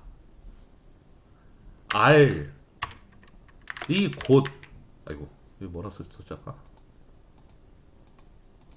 이거 채권의 가격이라 썼죠. R이 곧 가격이다 라는 거예요. R이 곧 가격이다. 가격 본드 프라이스라는 거죠. R이 곧 가격이다 라는 거예요. 왜? 이거 세 개는 이미 정해져 있는 거다. 그럼 얘만 알려주면 얘는 자동으로 나오는 거잖아요. R이 3%? 그럼 계산기만 똑똑똑똑똑 누르면은 프라이스가 나오는 거예요. R이 4%? 계산기만 따다 누르면은 프라이스가 나오는 거예요. R과 채권의 가격은 R과 프라이스는 1대1 대응 관계라는 거예요. R이 몇 %다? 계산기 누르면 프라이스 얼마 나오는 거예요. R이 얼마 몇 %? 그럼 프라이스 계산 나오는 거. 그 얘기는 반대로도 해석할 수 있어요. 이렇게도 해석돼요. R과 프라이스가 결국 1대1 대응이라는 거잖아요. R이 몇 %는 프라이스가 얼마, R이 몇 %는 프라이스 얼마라는 거죠. 그러면 반대로 프라이스가 얼마면 R이 얼마인 줄도 알 수 있는 거예요. 서로 1대1 대응 관계니까. 그걸 미리 그래프로 보면 이런데 그래프가 이렇게 생겼어요. 여기가 R이에요. R 가로축이 YTM이죠. YTM이 만기 수익률이라 그랬어요. 여기 만기 수익률 YTM Yield to Maturity 우리는 그거를 R로 쓰겠다 그랬죠. 수식에서는 여기 가로축이 R이에요. R 2% 4% 6% 이렇게 세로축이 채권의 가격이에요. 그럼 이 빨간 선이 뭐냐면 만약에 R이 4%다. 그럼 채권의 가격은 따다다다다 올라가서 채권의 가격 1300이구나. 이렇게 1대1 대응 관계라는 거예요. R이 예를 들어 8%다? 8%면 딱 올라가면은 여기 그러면 채권의 가격이 $1000구나. R이 10%다? 딱 올라가서 10% 대충 한 860 뭐 이 정도 되겠구나. 이렇게 된다는 거예요. R 알려주면 자동으로 그냥 이 계산을 통해서 이 C와 F와 T는 정해져 있으니까 R만 알려주면 이 복잡하지만 계산기만 눌러보면 채권의 가격을 알 수 있다. 이런 함수 관계라는 거죠. R과 프라이스는 이런 함수 관계라는 거예요. R이 얼마나 6%다? 그럼 R 6% 그대로 반드시 올려서 여기서 반드시 6% 올라가서 여기서 만나네. 그럼 채권의 가격이 1150인가? 이렇게 된다는 거죠. 그럼 그 얘기는 이렇게도 해석이 되겠죠. 채권의 가격이 예를 들어서 1200이다. 채권의 가격이 1200이면 1200 그럼 반드시 오른쪽으로 가다 보면은 채권 여기서 만나네. 밑으로 내려보면은 채권의 가격이 1200이라는 것은 R이 5.5%인가? 채권의 가격이 예를 들어서 1000이다. 1000이라면은 오른쪽 쭉 가다 보면 여기서 만나니까 내려보면은 8%인가? 이렇게 알 수 있죠. R이 얼마인지 알면 프라이스는 자동으로 결정 자동으로 결정. 다시 말해 자동으로 계산되는 거예요. 계산기만 누르면 R이 얼마인지만 알면 계산기 누르면 프라이스는 나와요. 똑같이 프라이스가 얼마인지 알면 R은 자동으로 결정. 다시 말하면 계산. 프라이스가 얼마인지 알면 프라이스가 여기 1300 그러면 1300 계산기만 뚜두두두 해보면은 R이 한 4.1%가 이렇게 알 수 있다는 거죠. 계산기만 눌러보면 R이 나는 거예요. 그러니까 얘를 알면 얘를 아는 거고 얘를 알면 얘를 아는 거니까 얘네 둘은 같은 거다라는 거야. R이 곧 가격이다. 얘네 둘은 같은 거야. 하나를 알려주면 나머지 하나는 자동으로 튀어나오는 값이다라는 거예요. R이 6% 그러면 가격은 뭐 1150 이렇게. 얘를 알면 얘를 알고 얘를 알면 얘를 알고. 그러니까 얘네 둘은 한 몸이다라는 거야. 한 몸이다. R과 가격은 한 몸이다 라는 거예요. 이 개념을 여러분들이 잘 이해를 해야 되는데, 자 다시 한번 이야기하면 C와 F와 T는 미리 정해져 있다. 얘네는 이미 정해져 있는 값, 다 숫자들이에요. 다 숫자고 우리가 모르는 건 R과 프라이스인데 얘를 알면 얘가 계산돼요. 반대로 C와 F와 T는 이미 정해져 있는 거라고 그랬고, 그 다음에 채권의 가격을 알려줘요. 본드 프라이스를 알려준다? 그럼 우리는 자동으로 R을 계산할 수 있는 거예요. 얘네는 이미 나와 있는 값이고 이미 숫자고, 얘를 알려준다? 그러면 그냥 계산만 해보고 계산기만 뚜두 눌려보면은 R이 이렇게 나온다라는 거죠. 얘네는 이미 알고 있고 얘만 알려주면 계산기 눌러보면은 프라이스가 이렇게 나오고.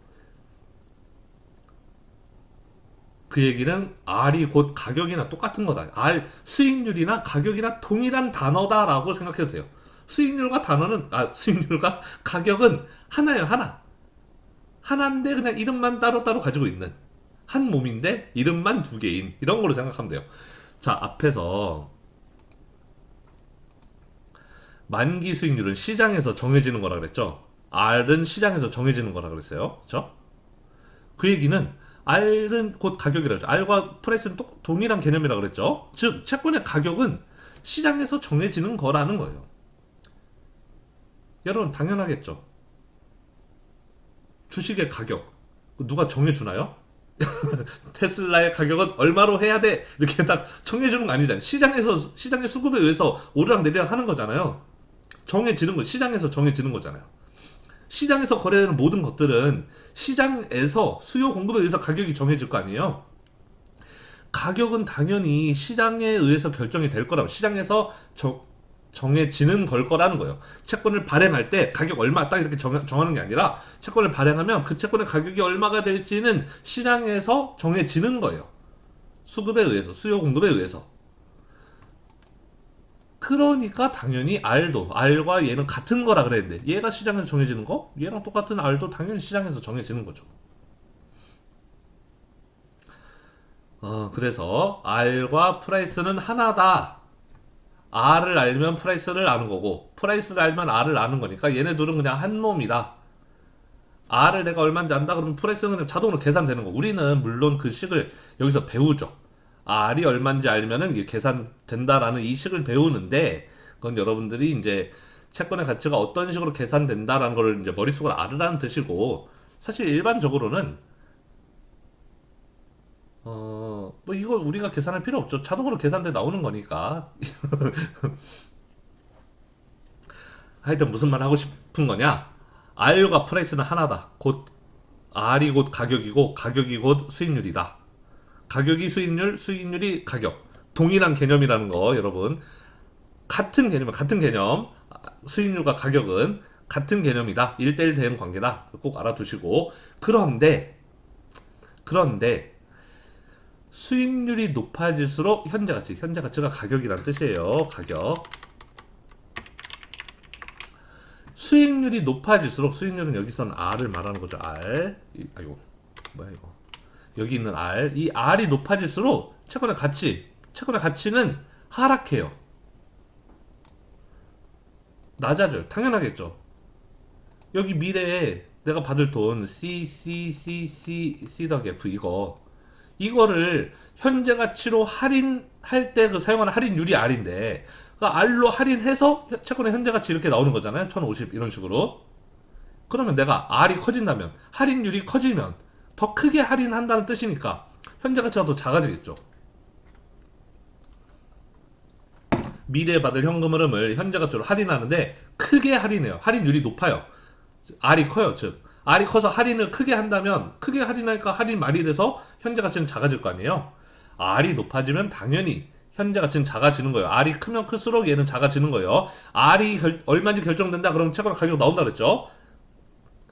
근데 R이 커지면 커질수록 채권의 가격은 낮아진다. 즉 여기 그림 보면은 이렇게 내려가는 그림이다. R이 4%일 때는 채권의 가격이 1300 얼마인데 R이 10% 올라가니까 채권의 가격이 800 얼마다. R이 오른쪽으로 커지면 커질수록 채권의 가격은 아래로 내려간다 라는 거예요. 수익률과 가격은 한 몸인데 하나인데 근데 얘네들은 서로 반대 방향으로 가는 하나다라는 거예요. 얘가 커질수록 얘는 작아지는 그런 하나다라는 겁니다.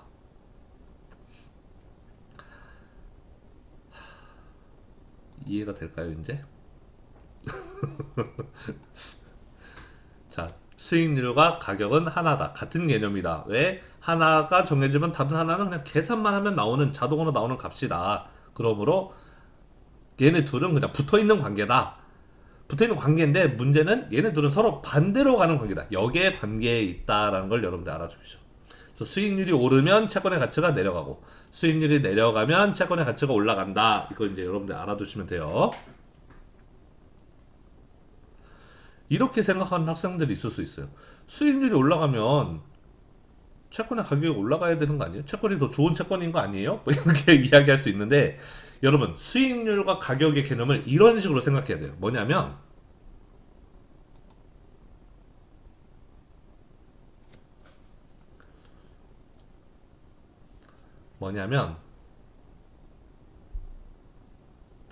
채권도 그렇고 나머지도 마찬가지, 주식도 마찬가지고 다 마찬가지인데 내가 미래에 받을 돈은 지금 정해져 있는 거잖아요.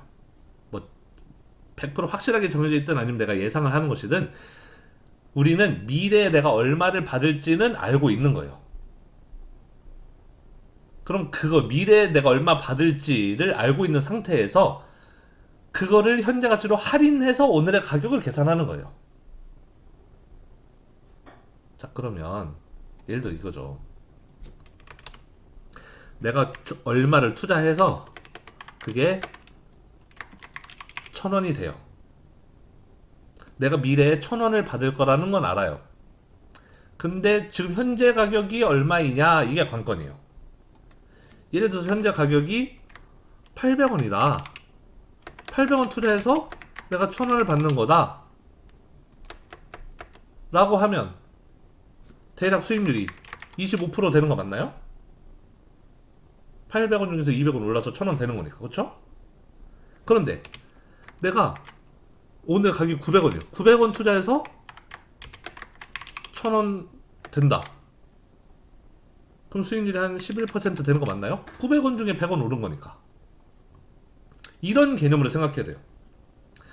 자, 똑같이 내가 미래에 1000원을 받을 거예요. 내가 미래에 1000원 받는 건 정해져 있어요. 내가 미래에 80, 80, 80, 80, 1000 이렇게 받는 거 정해져 있는 거라 그랬잖아요. 내가 미래에 1000원을 받는 건 정해져 있어요. 다만 오늘의 가격이 얼마가 될지는 시장에서 정해지는 거예요. 오늘 가격이 800원이다 라는 얘기는 800 투자해서 1000을 받으니까 그럼 내가 25% 버는 거구나. 800 투자해서 200을 버니까 800 중에 200 4분의 1 내가 수익 얻는 거나 25% 얻는 거나 이렇게 알 수 있는 거고. 그러니까 자동으로 계산된다는 게 그 얘기죠. 아까 프라이스가 얼마인지 알면 R은 자동으로 계산. 그 말이 이 말이에요. 800인 거 알았어요. 그러니까 25% 자동으로 나오는 거잖아요. 800 중에 200이니까. 내가 미래에 1000 받는 건 알고 있는 거니까 미리 정해져 있는 거니까. 자, 프라이스가 900이 돼요. 900인 거 알았어. 그러면 얘는 나 900 투자해서 100만큼 벌어서 1000 되는 거구나. 900 중에 100이면은 9분의 1, 11%, 11.111%구나. 라는 계산이 바로 나오죠. R이 자동으로 계산되는 거예요. 자, 똑같은 채권이에요. 내가 미래에 1000을 받는 돈, 1000을 받기로 한, 뭐 채권이 됐든 주식이 됐든, 내가 미래에 1000을 받기로 되어 있어요. 그걸 내가 싸게 산다, 800에 산다, 그럼 나는 수익률이 높은 거예요. 내가 비싸게 산다, 900에 산다, 그럼 수익률이 낮은 거고. 이해가 되나요? 자, 현재 가격의 개념은 뭐냐면은 싸게 산다, 비싸게 산다의 개념이에요. 그러면 여러분들은 언제 수익률이 높아지는 거냐? 언제 내가 20% 수익을 올릴 수 있는 거냐? 싸게 사야지 수익률이 높아지는 거예요. 비싸게 사면 수익률이 낮아지는 거고. 알겠죠? 그래서 가격과 수익률은 서로 반대 관계라고 이렇게 생각을 해야 되는 겁니다.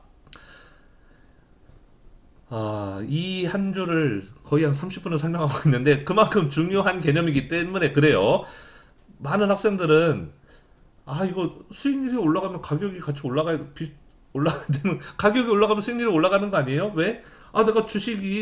내가 갖고 있는 주식이 올랐어. 그럼 우리 주식 계좌에 수익률 플러스 몇 프로 이렇게 뜨잖아요. 내가 삼성전자 주식이 7만 원에 샀는데 7만 700원 올랐네. 수익률 플러스 1% 이렇게 뜨잖아요. 그러면 가격이 오르면 수익률 같이 올라가는 거 아니에요? 이렇게 생각할 수 있는데 그거는 여러분들이 주식을 들고 있는 개념에서 이야기하는 거고, 내가 주식을 산 입장에서 이야기를 하는 거고, 그러니까 사고 나서 수익을 본 거고, 그거는 지금 우리는 그 얘기를 하는 게 아니라 주식을 사기 전이에요. 내가 이 채권을 지금 살려고 해. 살 건데 800원에 살 거냐 900원에 살 거냐예요. 그러니까 여러분 아직 주식을 안 사고 있는데 내가 주식에서 높은 수익을 얻고 싶어. 그러면은 주식이 바닥 쳤을 때 사요? 아니면 주식이 위에 있을 때 사요? 주식이 쌀 때 사잖아요. 쌀 때 사야지 수익을 내가 올리죠. 비쌀 때 사면 내가 수익을 머리에서 사면 수익을 못 올리잖아. 내가 발밑에서 사야지 수익이 생기는 거지. 그 개념으로 생각하라는 거예요. 수익률과 가격이 서로 역의 관계에 있다, 반대의 관계에 있다는 얘기는 주식하는 여러분들, 주린이 입장에서는 이렇게 생각해라. 내가 주식을 사기 전이다. 지금 살려고 하는데 싸게 사야 수익률이 높을 걸로 예상할 수 있고 비싸게 사면 나는 많은 수익을 못 올린다. 이런 개념으로 생각을 하라는 거예요. 내가 지금 가지고 있는 주식이 주가가 오르니까 수익률이 같이 오르네. 이런 개념으로 보는 게 아니라는 거예요. 이해했으면 좋겠다. 진짜 이 정도로 설명했으면. 내가 얼마 전에 보니까 슈카월드도 이 내용을 설명하더라고요. 슈카월드가 이거 설명한 거 내가 봤는데 인터넷에서. 자, 한번 찾아볼까? 잠시만요.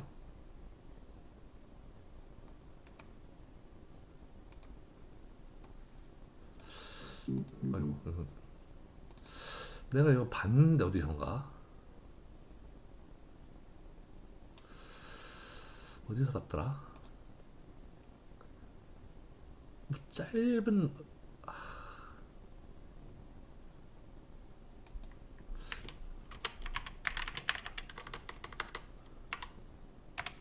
수익률 가격 이거 어쩜 나오려나? 이거 같다. 이거 금리에 대해 오해하고 있는 것들 이거 같다. 맞나? 6%가 날까? 여기에 대한 궁금증을 푸는 게 오늘 한 20분 정도 들으면은 이해가 되죠. 자, 금리가 오르면 오를수록 가격이 어떻게 됩니까? 더 싸게 이거 이렇게 하죠. 금리가 올수록 가격이 싸게만 나온다. 이거 지금 사면 내가 사 여러분 제 말이 이해가 안 되면 이거 보십시오. 이거 슈커드 말한 거 금리에 대해 오해하고 있는 것들. 얘 19분 얘기하네. 나보다 더 짧게 나는 한 30분 설명한 것 같은데 저거 보면은 이해될 거네. 저는 이것만 들어도 충분히 이해할 수 있을 거라 생각하는데 혹시나 이해가 안 되면 저거 보고 확실하게 이해하시면 되겠습니다. 그래서 한 번만 더 마지막으로 이야기하면 R이 곧 가격이다. R과 프라이스는 한 몸이다. 하나를 알면 하나는 자동방으로 계산돼 나와지는 서로 1대1 대응 관계인 이 R이 얼마인지 알면 자동으로 가격이 얼마인지 알고 가격이 얼마인지 알면 자동으로 R이 얼마인지 알게 되는 서로 1대1 대응 관계다. R을 알려주면 우리는 시험에 문제도 내고 해야 되니까 R이 얼마인지 알려주면 실제 계산하는 거 이런 식을 통해서 계산하는 거를 배우지만 우리가 실무에 나가면 이 계산 뭐하러 내가 손으로 하겠어요. 이미 누군가 해서 올려놨겠죠. R이 얼마면 프라이스가 얼마다라는 것은 가격 다 이게 올라와 있을 거다라는 거죠. 한 몸이라는 거예요. 아이고 됐다. 그래서 수익률이 오르면 채권의 가치가 내려가고 수익률이 내려가면 채권의 가치가 상승함. 네. 서로 반대 역의 관계 서로 반대 방향으로 간다. 반대 방향으로 간다는 게 이 우하향한다는 뜻이죠. 수익률이 올라가면 채권의 가격은 내려간다 라는 뜻인 거예요.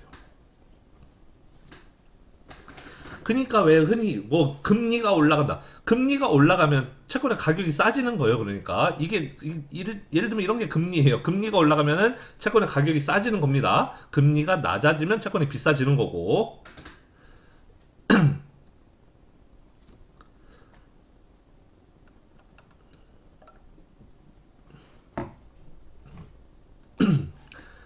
자, 이 퀴즈 뭐 여러분들 한번 풀어보시고, 네, 한번 풀어보세요. 자, 다음 시간에 풀어주겠습니다. 자, 그래서 이게 프라이스와 YTM 사이의 관계, 만기 수익률과 가격 사이의 관계를 보여주는 그래프이다. 그래서 누차 이야기했죠. 하나를 알면 나머지 하나는 자동으로 계산된다. 이 함수 관계는 결국 이 식을 나타낸 거예요. 여기 C랑 T랑 F는 이미 숫자가 들어가 있는 그 미리 숫자가 들어가 있는 거고, 여기 숫자가 정해져 있고, 그럼 R과 얘의 함수 관계죠. 함수 뭔지 알죠? Y는 2x 더하기 3 뭐 이런 거. X를 알려주면 함수 뭔지 아나요, 여러분? 함수? 펑션, 함수. 함수라는 게 뭐예요, 여러분? 함수는 뭐냐면 그 뭐야, 여러분 초딩 때 그거 많이 했을 거예요. 초딩 때 그림을 못 그리겠네. 예를 들면 어떤 함수가 2를 더하시오, x에 2를 더하시오 라는 게 함수예요. 예를 들면 그럼 내가 x를 집어넣었다, 2를 더하시오 라는 함수를 거쳐서 y가 튀어나오는 거예요. 그럼 예를 들면 이게 함수 이 x와 y 사이의 관계를 보여주는 함수죠. x를 집어넣었더니 거기에 2를 더하시오 해서 y가 튀어나오면 그게 함수. 내가 3을 집어넣었어. 근데 거기에 2를 더하래. 2를 더하기 2를 하시오 라는 함수가 있어. 그러면은 얼마가 튀어나오겠어? 5가 튀어나오겠죠. 3에서 2 더해서. 똑같이 내가 7을 집어넣었어. 그러면은 또 역시 이 함수, 똑같은 함수 2를 집어넣으면은 2를 더하라 그랬으니까 2를 더해서 9가 튀어나오는 거죠. x를 집어넣으면 y가 튀어나오고, x에 3을 넣으면 5가 튀어나오고, 7을 넣으면 9가 튀어나오고, 이렇게 이 함수를 우리는 y는 x 더하기 2 뭐 이런 식으로 쓸 수가 있겠죠. x에다가 2를, 그러면은 x와 y 사이의 관계를 알려주는 함수식인 거잖아요. 얘는 좀 복잡해. 복잡하지만 똑같아요. c 대신에 80, 뭐 t 대신에 5, f 대신에 1000 이렇게 넣으면은 결국은 이건 복잡하지만 채권의 가격은 결국 R의 함수로 나타낼 수 있는 거죠. R만 빼고 나머지는 이미 숫자로 나왔으니까. x 더하기 2처럼 R분의 1 더하기 R의 5승분의 어쩌고저쩌고 막 복잡한 식이겠지만 어쨌든 R에 대한 함수로 채권의 가격은 나온다. 그 함수가 이거다라는 거예요. x에 얼마 집어넣으면 y가 튀어나와, x에 3 집어넣으면 5 튀어나오고, 7 집어넣으면 9 튀어나오는 것처럼 6% 집어넣으면은 1150 튀어나오고, 10% 집어넣으면은 뭐 850 튀어나오고, 이런 관계다라는 거. 함수 관계다.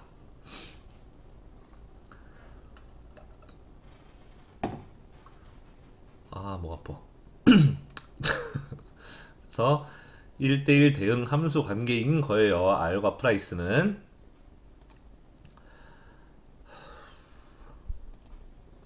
자, 그러면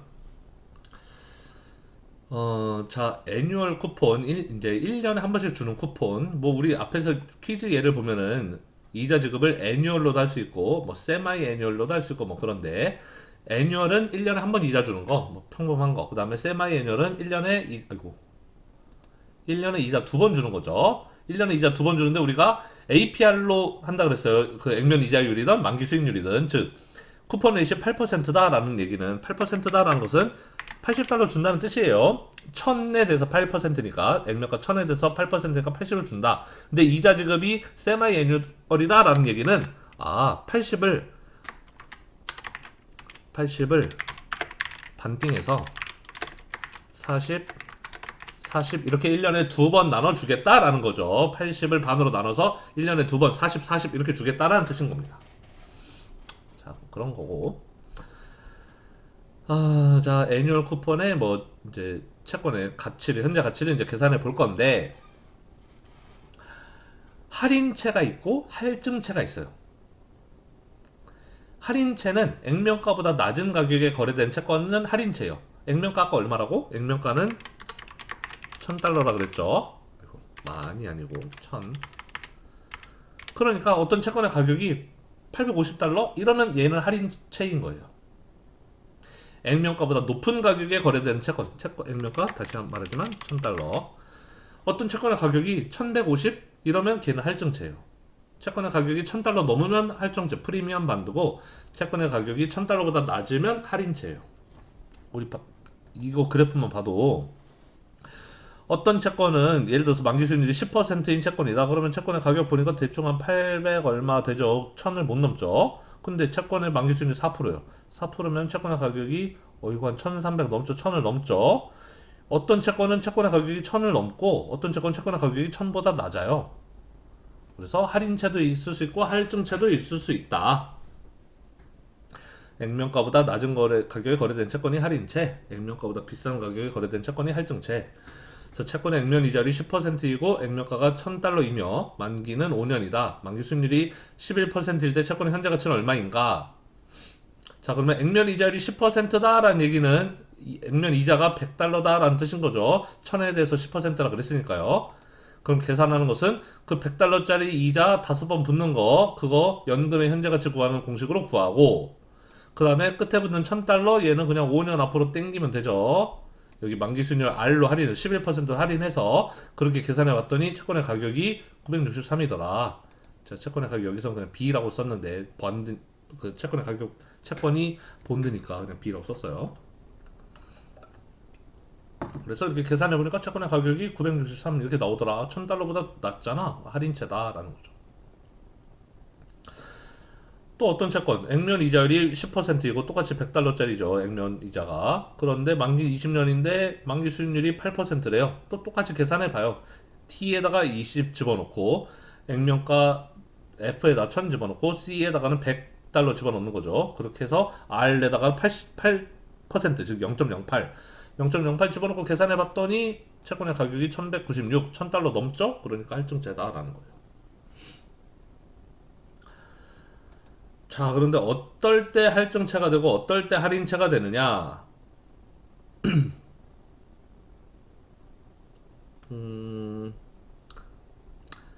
자, 이거 뭐 어렵지 않게 증명할 수 있는 건데, 지금 제가 필기를 할 수가 없어. 증명을 지금 여기서 손으로 못하겠네.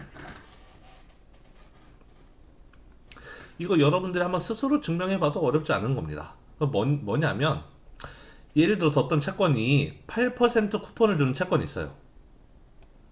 그러면 즉 쿠폰 레이시 8%예요. 지금 여기서 액면 이자율이 8%인데, 만약에 만기 수익률은 시장에서 결정되는 거라 그랬죠. 시장에서 8%보다 높게 잡을 수도 있고 8%보다 낮게 잡을 수도 있는 거예요. 사람들이 그 채권을 좋아하면, 사람들이 좋아하는 채권이라면 그 채권은 가격이 어떻게 돼요? 올라가겠죠. 수요가 많으면. 그 채권을 너도 나도 막 사고 싶어 해. 그럼 그 채권은 가격이 올라가겠죠. 당연히 수요가 많으면 가격이 올라가잖아요. 우리 미시 시간에 배웠죠. 채권의 가격이 오른다는 얘기는 수익률은 내려간다는 이야기죠. 가격과 수익률을 아까 반대 방향으로 간다 그랬으니까 가격이 올라간다는 건 수익률 내려간다는 뜻이에요. 사람들이 좋아하는 채권이다. 사람들이 그 채권 막 사고 싶어 한다. 그러면 그 채권의 수익률은 낮을 거예요. 어쨌든 이런 식으로 만기 수익률은 시장에서 정해지는 거예요. 사람들이 좋아하는 채권이면 수익률이 낮아질 거고, 사람들이 별로 안 좋아하는 채권이면 수익률이 높을 거예요. 그런데 그렇게 시장에서 정해지는 만기 수익률이 예를 들어서 근데 딱 마침 액면 이자율과 동일하다. 액면 이자가 여기 8%였는데 만기 수익률도 딱 마침 8%다. 이렇게 여기 가로축이 그 만기 수익률이에요. 가로축이 만기 수익률, 세로축은 만기인데 만기 수익률인데 8%다. 이 채권의 8%짜리 액면 이자를 가진 채권이었는데 마침 만기 수익률, 시장에서 정해준 만기 수익률도 8%다라고 한다면은 그 채권의 가격은 액면가랑 같아진다라는 거예요. 만기와 상관없이 그냥 1000달러로 쭉 일정하다는 거죠. 액면 이자율, 쿠폰 레이트과 여기 만기 수익률 YTM이 같으면 얘도 8%인데 얘도 8%, 이런 경우에는 채권의 가격이 액면가 1000달러랑 같아진다. 자, 그런데 YTM이 더 크면, 지금 액면 이자율이 8%인데 근데 YTM이 지금 12 이렇게 넘어가요. 10%, 12% 이렇게 가죠. 그러면 오른쪽으로 하면 만기 수익률이 더 크면 이런 경우에는 채권의 가격은 액면가보다 더 낮아지게 돼요. 그래서 할인채가 됩니다. $1,000 밑으로 떨어진다라는 거예요. 뭐 당연하겠죠. 아까도 제가 피를 토하면서 이야기했던 개념인데 만기 수익률이 올라간다? 그러면 가격은 내려간다 그랬죠. 수익률과 가격 서로 반대 방향. 수익률이 8에서 10, 12 이렇게 올라간다는 이야기는 가격은 내려간다라는 뜻이 든다라고 그랬습니다. 그래서 할인채가 돼요. 얘를 기점으로 이 쿠폰 레이트 8%였는데 그렇다면은 그 만기 수익률도 동일하게 8%인 경우 이걸 기준으로 이때는 가격이 $1,000 만약에 만기 수익률이 얘보다 높다 그러면은 할인채, 만기 수익률이 얘보다 낮다 그러면은 할증채가 되는 거예요. 수익률이 낮아지면 8이 아니라 수익률이 6, 4 이렇게 낮아지면 가격은 올라가는 거죠. 가격과 수익률은 반대 방향이라 그랬으니까. 그래서 이 8% 액면 이자율을 기준으로 액면 이자율과 같은 만기 수익률 8% 얘를 기준으로 얘보다 수익률이 높으면 할인채, 얘보다 수익률이 낮으면 할증채가 된다. 네, 뭐 이렇다라는 겁니다. 이거 하나하나 다 계산해 보면은 다 가격 이렇게 맞게 나와요. 다만 세마이 애뉴얼이기 때문에 이거를 이제 전부 다 반으로 나눠서 해야 된다는 좀 복잡함은 있죠. 예를 들면 뭐 10년 만기다. 근데 세마이 애뉴얼이니까 10년 만기인데 이자를 1년에 2번 줘? 그러면은 이자를 결국 20번 준다는 뜻이죠. T에다가 20을 넣고 그다음에 R에다가는 이거의 절반인 10% 절반인 5%를 넣고 그다음에 액면 이자는 80을 두 번 나눠서 주니까 40, 40 이렇게 준다. C에다 40 넣고 이런 식으로 계산해 보면 이 값들이 다 나옵니다. 예를 들어서 하나만 해보면 여기 10년에 10% 이거 한번 해볼까요? 여기 875 이거 875 나오는 거 얘 한번 해볼까요? 875.35 나오는 거. 그럼 걔는 어떻게 하느냐? 지금 세마이 애뉴얼이잖아요. 그러니까 C는 40이 되는 거예요. 왜? C는 80인데 1년에 8%를 주니까 $80를 주는 건데 80을 세마이 애뉴얼 1년에 두 번 나눠준다. 40, 40 이렇게 준다는 뜻이죠. T는 얼마? T는 여기 10년이라고 써있는데 10년이지만 우리는 1년에 두 번씩 이자 주니까 한 번이 반년씩이에요. 반년 이렇게 넘어가야 돼요. 그럼 반년씩 20번 가야 10년이겠죠. 그러니까 T는 20번이다. R은 여기 R 10%라고 써있는데 이 R도 역시 우리는 반년 단위니까 이 여기 써있는 R은 1년 단위인 거고 1년에 10%라는 뜻이고 우리는 R을 반년으로 해야 되니까 이거 역시 반띵해서 5%라고 해야 돼요. 그 다음에 F는 항상 $1,000라고 그랬죠. 이렇게 놓고 이 식에 따라서 계산하는 거예요. 이 식 C, R, T, F 식에 따라서 계산하는 겁니다. 계산해 볼까요? C가 40이라고 그랬죠. 40 나누기 R 이거 R로 먼저 나눕시다. 0.05로 나누고 곱하기 뭐요? 이걸 곱해주면 되죠. 1 빼기 1 나누기 1 더하기 R의 T승 1 빼기 1 나누기 1 더하기 R 1.05 의 T승 T가 20 해주면 되죠. 더하기 그 다음에 F 이 부분 해줘야 되죠. F 나누기 1 더하기 R의 T승 F는 1000이라고 그랬고 1000 나누기 1 더하기 R 1.05의 T승 20승 해주면 이게 계산하는 방식이라는 거죠. 이렇게 계산하면 875.377 반으로 하면 875.38이죠. 여기 딱 875.35가 나오면 안 되는데. 내가 뭘 잘못했지?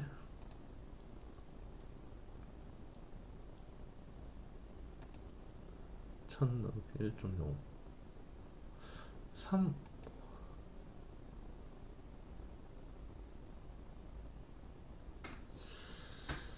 근데 뭘 잘못했지? 그 밑에 거 해볼까? 그 밑에 거 한번 볼까요? 그럼 얘를 40으로만 바꾸면 되니까 40으로 바꾸면 828.41이 나와야 되는데 828.41 얘는 맞는데 828.41 그 밑에 거 해볼까?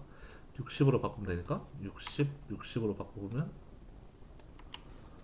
810.71이 나와야 되는데 계산 810.71 맞죠? 얘가 좀 잘못됐네요. 얘 875.38이어야 되는데 35라고 써있네. 약간 이상합니다. 예. 하여튼 계산하면은 원래 다 맞게 나와야 돼요. 이거 두 개 맞게 나왔죠. 얘만 잘못 나왔는데 이상하네. 20 넣으면 875.38인데 875.35 좀 이상한데. 그 위에가 볼까? 이거 981.41 그러면 t가 2죠. t 대신에 2 집어넣으면 그러면 981.41 맞게 나오는데 980.41 얘만 이상하네.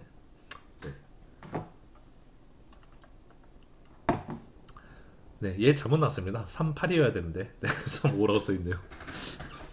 제가 쓴 거 아니에요. 이거 책에 있는 거 그대로 옮겨온 건데 네, 하여튼 이상하네. 하여튼 그렇습니다. 그렇고 자 그럼 그럼 이 그림을 보고 여러분들 하나 느껴야 될 게 있어요. 하나 느껴야 될 거. 일단 오른쪽으로 가면 갈수록 가격이 떨어진다.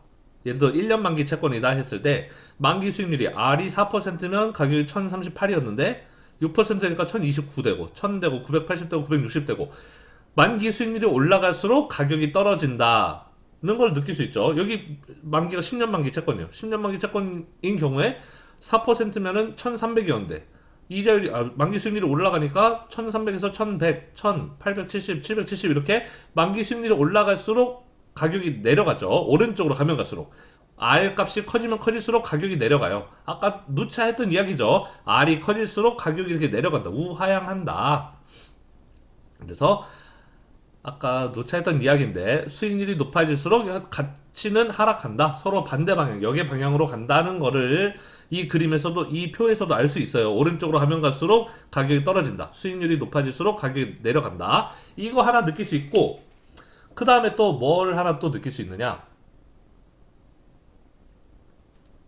만기. 얘 1년 만기, 10년 만기, 20년 만기, 30년 만기예요. 자, 1년 만기는 만기 수익률이 4%일 때랑 만기 수익률이 12%일 때랑 차이 보세요. 가격의 차이. 얘 가격 1038이었어요. 여기 가격 960이고 만기 수익률이 4%에서 12%까지 올라가는 동안에 가격 차이가 얼마 발생하느냐? 가격은 1038에서 963. 대충 가격이 한 70 떨어진 건가요? 한 70 정도 떨어진 거죠. 1030에서 960 됐으니까. 가격 차이가 한 70 정도 나요. 근데 30년 만기 채권 보니까 4%였을 때 가격이 1695인데 12%일 때 가격 보니까 676이에요. 4%에서 12%로 만기 수익률이 올라가니까 가격 차이가 1600에서 600. 가격 차이가 1000 차이 나요. 1년 만기 채권에서 가격 차이가 한 70 났는데 여기서는 얘랑 가격 차이가 70인데 여기서는 얘랑 가격 차이가 1000. 뭔가 좀 느낌이 오죠. 만기가 길어지면 길어질수록 이자율 변동, 즉 만기 수익률 변동에 따라서 가격의 변동이 더 커진다라는 거예요. 1년 만기 채권이면 만기 수익률이 8에서 6으로 내려가나 10으로 올라가나 그냥 가격 한 20 올라가고 20 떨어지고 이 정도예요. 8%에서 가격이 6%로 떨어졌다. 만기 수익률이 6%로 떨어지면 2% 떨어지면 가격이 1000에서 1030 되는 거고 여기 2% 올라가면 1000에서 980 되는 거예요. 20 떨어지고 30 올라가고 이 정도라는 거죠. 근데 만기가 긴 채권, 30년 만기 채권이면은 여기 1000을 기준으로 수익률 2% 떨어지면 가격이 200 오르고 270 오르고 수익률이 2% 올라가면 가격이 거의 한 190 이 정도 떨어진다는 거죠.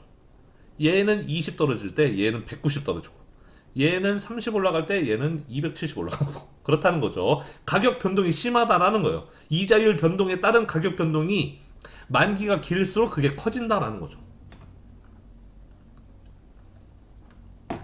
그래서 지금 할 내용이 바로 그겁니다. 인터레스트 레이트 리스크. 우리말로는 이자율 위험. 자, 엄청 중요한 내용이에요. 잘 들으세요. 이거 굉장히 중요한 내용입니다. 여러분 삶에 있었어도 굉장히 중요한 내용이에요. 이자율 위험. 네. 이자율 위험이 뭐냐면 이자율이 변동함에 따라서 발생하는 위험이에요. 이자율이 8%일 때는 이제 이자율 여기서 만기 수익률을 의미하는 거예요. 이자율이라는 게. 그러니까 액면 이자율 그거는 이자율이라고 생각하지 마세요. 액면 이자율은 그냥 액면 이자를 정해주는 값이라고만 생각하고 머릿속에서 이자율은 만기 수익률이다 이렇게만 생각하십시오.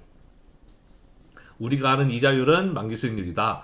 액면 이자율은 이자율이라는 이름을 쓰지만 걔는 그냥 이자랑 별 상관없다. 그냥 그거는 액면 이자를 정해주는 값이다. 이 정도로만 받아들이고 이자율은 만기 수익률이다 라고 그냥 R이라고 생각하십시오. 자, 어쨌든 R이 만기 수익률이 이자율이 8%에서 6%로 떨어지고 혹은 10%로 올라가고 그러면 가격이 변동하잖아요. 2% 올라가면 가격이 20 떨어지고 2% 내려가면 가격이 29 올라가고 이렇게 가격이 변동하죠. 이 이자율 변동 8에서 10되고 6되고 이 변동에 의해서 채권의 가격이 이렇게 20 떨어지거나 30 올라가거나 이렇게 가격이 변동해요. 그 위험을 이자율 위험이라고 부른다는 거예요. 이자율 위험은 뭐냐? 이자율 변동에 대해서 채권의 가격이 얼마나 민감하게 변하느냐. 이자율 2% 올라갈 때 얘는 1년 만기 채권은 이자율 2% 올라갈 때 채권의 가격이 20 떨어졌는데 30년 만기 채권은 역시 똑같이 이자율이 2% 올라갈 때 채권의 가격이 190이 떨어졌어요. 민감하게 떨어지죠. 많이 민감하게. 얘는 둔감하고 2% 내려갈 때 1년 만기 채권은 가격이 30 올라가 29 올라갔는데 30년 만기 채권은 가격이 276이 올라가요. 얘 30 올랐는데 얘 270 올랐어. 그럼 얘가 민감하게 움직이는 거죠. 바로 그게 이자율 위험이에요. 따라서 만기가 짧은 채권은 이자율 위험이 작은 거예요. 이 수익률이 이자율이 변동해도 어차피 가격이 20 왔다 갔다 그냥 한다는 거죠. 근데 만기가 긴 채권은 수익률이 조금씩 왔다 갔다 해도 가격 차이가 막 100 얼마씩, 200 얼마씩 이렇게 변동해 버리니까 이자율 위험이 크다. 변동폭이 큰 걸 우리는 이자율 위험이 크다라고 이야기하는 거예요. 어떤 외부 변수가 변동할 때 가격이 큰 차이 없어요. 별 변동이 없어. 그럼 그런 경우에 우리는 위험이 작다라고 이야기하는 거고 가격이 막 크게 왔다 갔다 해요. 요동을 쳐요. 여러분들 보유하고 있는 주식처럼 그 잡주, 잡코인 이런 것처럼 막 요동을 쳐. 그런 걸 보고 우리는 위험이 크다라고 이야기하는 거죠. 얘는 요동 안 치죠. 살짝 움직이죠. 2% 올라가면 20 떨어지고 2% 떨어지면 30 올라가고 20, 30 왔다 갔다 할 때 얘는 요동 쳐요. 얘는 190 떨어지고 270 올라가고 그래서 얘는 위험이 크다라고 이야기하는 겁니다. 자, 그게 어쨌든 이자율 위험이에요. 이자율 변동에 따라서 이자율이 8에서 10으로 가거나 6으로 가거나 이거에 따라서 채권의 가격이 변동하는데 얼마나 크게 변하느냐. 크게 변하는 애를 이자율 위험이 크다라고 이야기하고 작게 변하는 애를 이자율 위험이 작다라고 이야기한다. 라는 겁니다. 아, 힘들어. 자, 그러면 이자율 위험의 결정 요인 우리는 두 가지만 배울 거예요. 하나는 만기고 하나는 액면 이자율입니다. 다른 조건들이 같다면 여기서 말하는 다른 조건이라는 것은 액면 이자율을 의미해요. 액면 이자율이 만약에 같다면 만기가 길수록 이자율 위험이 크다. 이거는 바로 위에서 봤어요. 우리가 만기가 짧은 애는 1년 만기에는 가격 변동 별로 없잖아요. 만기가 긴 애는 30년 만기 이런 애들은 가격 변동 크죠 지금. 그러니까 방금 이미 표에서 봤어요. 우린 다 알고 있어요 이 내용을. 그래서 이거는 뭐 알기 쉽다. 채권 가격의 대부분이 원금에서 비롯되는데 즉 원금이라는 건 그 액면가 1000달러를 의미하는 거죠. 맨 마지막에 받는 돈 1000. 왜냐면 그 전에 나오는 쿠폰은 작은 돈이니까 뭐 80, 60 이렇잖아요. 60, 80 뭐 이런 돈인데 마지막에 뭉탱이로 주는 1000 이거는 앞에 주던 80, 80, 80 이거보다 훨씬 큰 돈이죠. 뒤에 나오는 1000은. 그러니까 사실 채권 가격에 그 채권 가격이라는 것은 그 이자 쿠폰의 현재 가치 더하기 액면가의 현재 가치인데 얘가 큰 부분을 차지한다는 거죠. 사실상 얘가 큰 부분을 차지하는데 그걸 T승으로 나누잖아요. 이 T가 1승, 2승 이런 거면 나눠봤자 큰 차이가 안 난다는 거예요. 근데 얘가 30승 그러면은 우리는 R의 변화에 따른 이 채권 가격 변동인데 이 R이 0.051 때랑 0.06일 때랑 1.05의 30승하고 1.06의 30승 차이가 큰다는 거예요. 이 T가 만약에 1년이에요. 그러면 1.05의 1승, 1.06의 1승. 걔는 큰 차이가 안 나요. 근데 1.05의 30승, 1.06의 30승. 여기서 0.01의 차이만 벌어져도 그거를 30승 해버리면 차이가 크게 벌어진다는 거죠. 그래서 만기가 길면 긴 기간에 걸친 복리 계산을 통해서 원금의 현재 가치가 이자율이 좀만 변해도 그거에 T승을 해야 되는데 그 T가 크면 30승 이렇게 해버리면 차이가 커지게 된다라는 거예요. 이거는 이해하기 쉬운 거고 이 표만 봐도 뭐 딱 보면 알 수 있는 거고 그 다음에 이 밑에 거 약간 이해하기 어려울 수도 있어요. 다른 조건들이 모두 같다면 액면 이자율이 낮을수록 이자율 위험이 크다라고 그랬습니다. 여기서 말한 다른 조건은 만기를 비해. 여기서 위에서 말하는 다른 조건들이 모두 같다면 이거는 액면 이자율 같다면 이 같다면 이런 거고, 여기서 말하는 다른 조건이 같다면은 만기가 같다면을 의미합니다. 만기 이런 게 다 똑같다면 액면 이자율이 낮을수록 이자율 위험이 크대요. 자, 그 이유. 액면 이자율이 높은 채권은 잔존 기간의 초기에 많은 현금 흐름이 발생하므로 그 가치가 할인율의 변화에 대해 덜 민감하기 때문이라고 책에서 썼어요. 제가 쓴 게 아니고. 자, 이거 보면 이해돼요? 이렇게만 읽으면? 책에는 이렇게 써 있는데 여러분들 이해하기 좋으라고. 글쎄, 저는 이 말을 보면 저는 이해할 수 있는데 여러분들은 이해가 될지 모르겠다. 자, 제가 알기 쉽게 설명해 줄게요. 다른 그 만기가 같을 때 똑같이, 그러니까 위에 표를 보면 1년 만기 채권, 30년 만기 채권 비교해 보면은 아, 얘가 위험이 작고 얘가 위험이 큰 건 딱 보면 알겠어. 근데 만기가 같은 채권이 둘 다 10년 만기 채권이에요. 예를 들어서. 근데 하나는 액면 이자가 8%고 하나는 4%고 뭐 이래요. 그러면 그때 액면 이자율이 낮은 애가 이자율 위험이 더 크다는 거예요.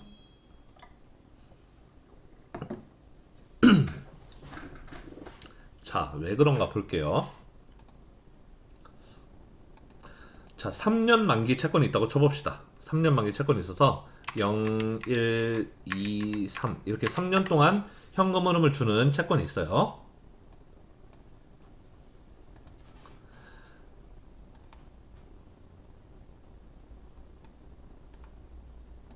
자, 그런데 하나는 쿠폰 잠깐만.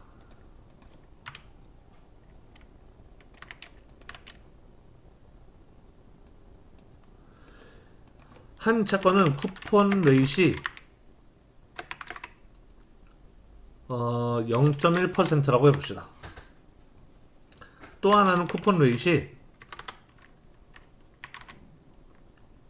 얘는 한 50%라고 해보죠. 둘 다 극단적인 경우, 이런 채권 없어요. 보통 채권의 쿠폰 레이스는 뭐 보통 한 자릿수예요. 보통은 뭐 4%, 6%, 8%뭐 이런 식으로. 근데 좀 극단적으로 쿠폰 레이시 아주 작은 경우랑 쿠폰 레이시 아주 큰 경우, 이 둘을 비교해 봅시다. 우리 지금 액면 이자율에 따라서 이자율 위험의 그 크기를 알아보는 거잖아요. 자, 그러면 쿠폰 레이시라는 것은 액면가에 대한 그 액면가 대비 그 쿠폰이 몇 퍼센트, 얼마인가 그 퍼센트죠. 액면가는 1000이라 그랬어요. 1000에 0.1%면 얼마예요? 1000에 1%면 10이죠. 그럼 1000에 0.1이면 1달러겠죠. 얘는 현금 흐름이 1달러, 아이고, 1달러, 그리고 여기는 1001달러가 될 거예요. 왜냐면 마지막에 액면가 1000 주니까 1달러 더하기 1 더하기 1000이죠. 자, 액면 이자율이 50%예요. 그럼 1000에 대해서 50%를 이자로 준다는 거잖아요. 1000에 50%면 얼마예요? 반이니까 500이죠. 얘는 아이고.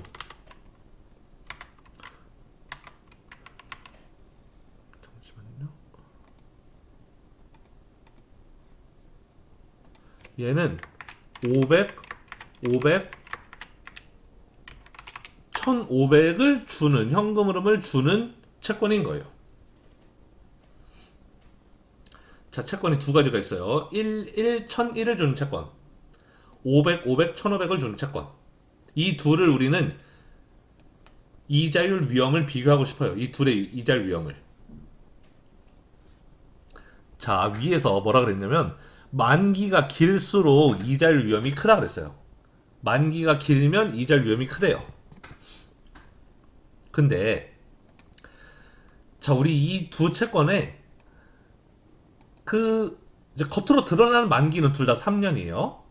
둘 다 3년 만기죠. 3년째 액면가를 주니까 그게 만기인데, 그 만기 말고 실질적인 만기를 한번 생각해 봅시다. 실질적인 만기라는 개념을 한번 생각해 봅시다. 뭔 소리냐면, 우리가 처음에 채권을 0시점에 사잖아요. 채권을 사서 돈 주고 채권을 사서 내가 1년 뒤, 2년 뒤, 3년 뒤 이런 돈을 받아요. 그러면 물론 3년째 내가 그 원금 1000을 돌려받긴 하지만 그 전에 받는 돈도 있잖아요. 1 이런 돈도 있잖아요.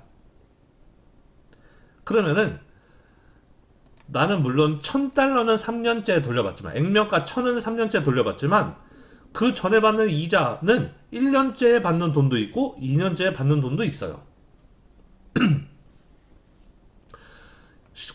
무슨 말이 하고 싶은 거냐면 자 내가 여기 1년째 받는 이 1달러 얘는 이 돈만 보면 이 돈은 만기가 1년이라는 거예요.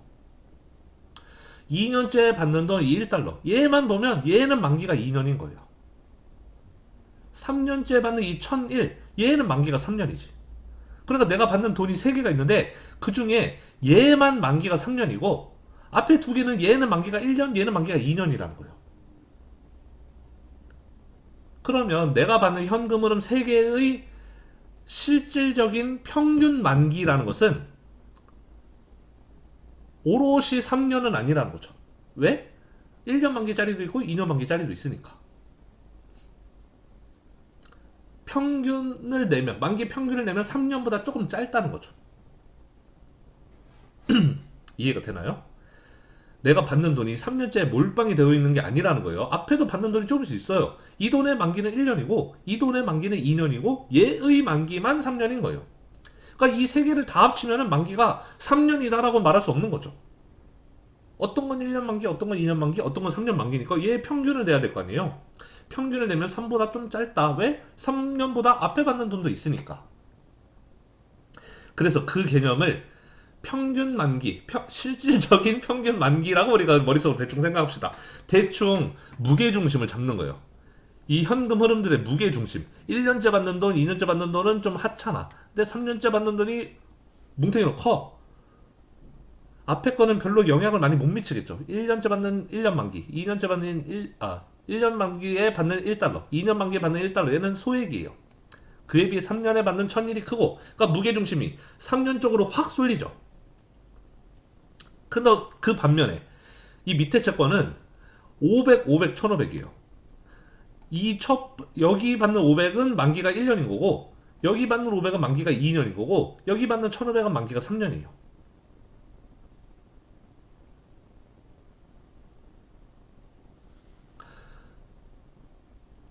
그러면 이 세 개의 현금 흐름의 만기가 다 3년은 아니잖아요. 얘만 3년이지 얘랑 얘는 각각 1년, 2년이란 말이에요.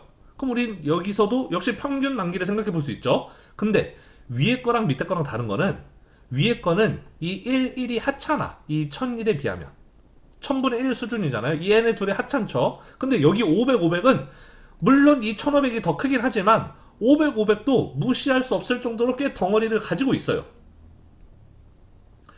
500은 1500의 3분의 1이잖아요. 3분의 1은 꽤 큰 덩어리죠. 여기 1은 1001에 비하면 거의 1000분의 1이란 말이에요. 1000분의 1은 깃털 수준인데 500, 1500에 비해서 500은 깃털이라고 하기에는 너무 무거운 깃털이, 너무 무거운 깃털이죠. 3분의 1이니까.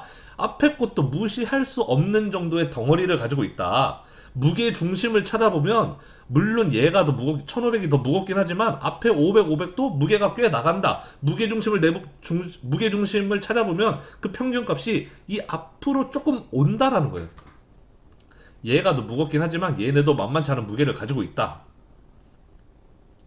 위에 거는 만기가 거의 얘에다 쏠려. 이거 두 개는 그냥 없는 셈 쳐도 된다. 사실상 만기가 3년에 거의 붙어 있다는 건데 이 밑에 거는 얘 다 붙어 있다고 하기에는 얘네 둘도 꽤나 무겁다. 무게 중심 가운데를 찾아보면은 이쪽에 좀 추가 좀 쏠린다라는 거예요. 위에 거랑 비교하자면. 그러니까 얘는 실질적인 만기가 더 짧은 거예요. 앞에 받는 돈, 내가 1년, 2년째 받는 돈이 꽤나 큰 거예요.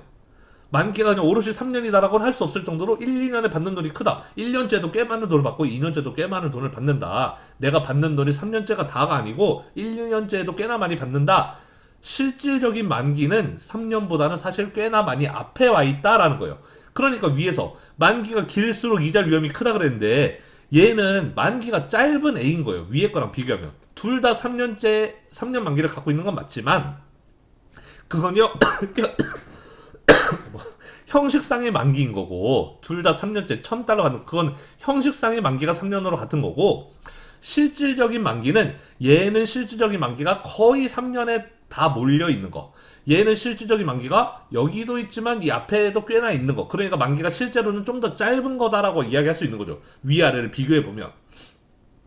그러니까 얘는 만기가 긴 거예요, 사실상. 만기가 길수록 이자 위험이 크다 그랬죠. 따라서 액면 이자율이 낮은 거는, 얘가 액면 이자율이 낮잖아요. 지금 0.1%. 액면 이자율이 낮은 거는, 이 말은 다시 말하면 실질적인 만기가 짧다는 걸 의미한다는 거예요. 액면 이자율이 낮은 거는 앞에 두 개는 얼마 없어요. 얘는 무게중심이. 여기에 만기가 다 쏠려 있어. 그러니까 실질적인 만기, 어머. 실질 만기가 길다로 써야 되는데 길다라는 거죠. 액면 이자율이 낮을수록 실질적인 만기가 길다. 3년째에 다 몰려 있다라는 겁니다. 액면 이자율이 크면, 얘처럼 이렇게 앞에 덩어리가 크면 실질적인 만기는 짧은 거예요. 이 앞에 무게중심이 꽤나 와 있는 거예요. 물론 얘가 더 무겁긴 하지만 얘네도 만만치 않게 무겁다라는 거죠. 그래서 실질적인 만기가 얘는 짧은 거예요. 그러니까 이자 위험이 작다라는 거죠. 얘가 의미하는 거는 그 뜻이에요. 액면 이자율이 높은 채권은 잔존기간의 초기에 많은 현금이 발생하므로, 이 밑에 거 의미하는 거죠. 얘는 500 얘도 꽤나 큰 현금 흐름이라는 거예요. 그러니까 얘네들은 이 뒤에 거에 비하면 얘네들은 만기가 1년, 2년 짧은 거니까 얘네들은 덜 민감하다는 거죠. 얘네들은 덜 민감한 애들이 얼마 안 되는 금액이고, 얘네들은 덜 민감한 애들이 꽤 큰 금액이니까 얘네가 좌우하는 부분이 더 크다. 그래서 그 이자 위험이 얘는 작다, 얘는 크다라고 표현할 수 있다라는 거예요. 자, 그래서 이자 위험의 결정 요인을 보면은 하나는 만기고, 만기가 길수록, 또 하나는 액면 이자율이 낮을수록이에요.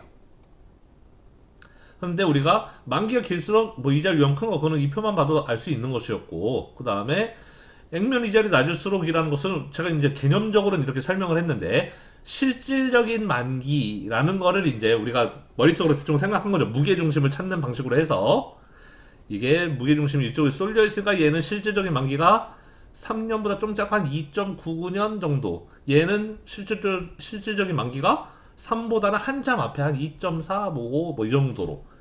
꽤나 앞에도 무게중심이 있으니까 평균을 내보면은 3보다 많이 작은 숫자가 될 것이다.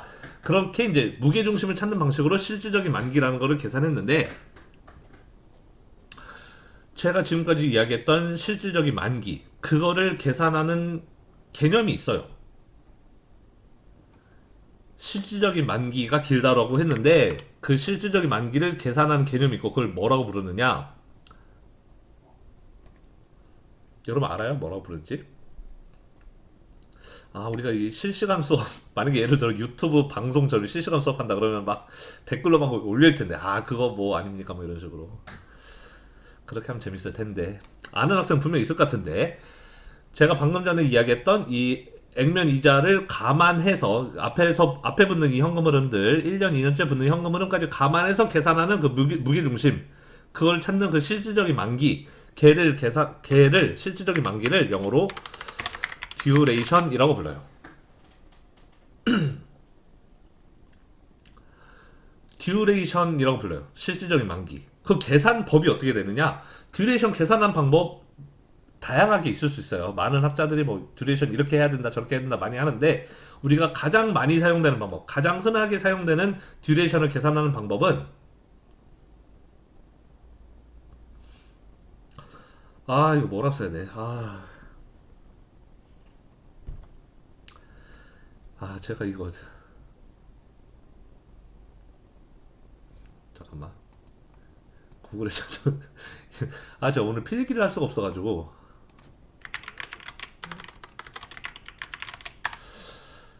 듀레이션, 채권 듀레이션.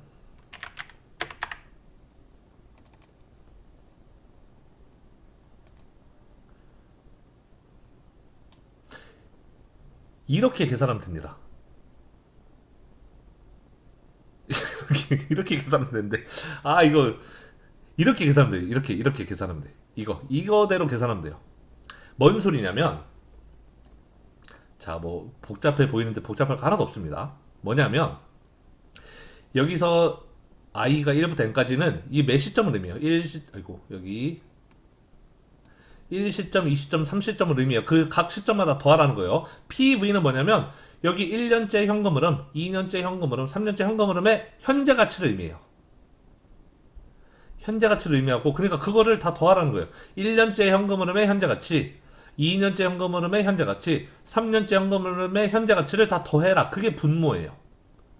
여기 i는 1부터 n까지죠. 1부터 만기까지라는 거예요. 1년째 현금 흐름, 이거 1달러의 현재 가치, 이거 1달러 현재 가치, 여기 1001달러 현재 가치, 이걸 다 더해라. 분모에는.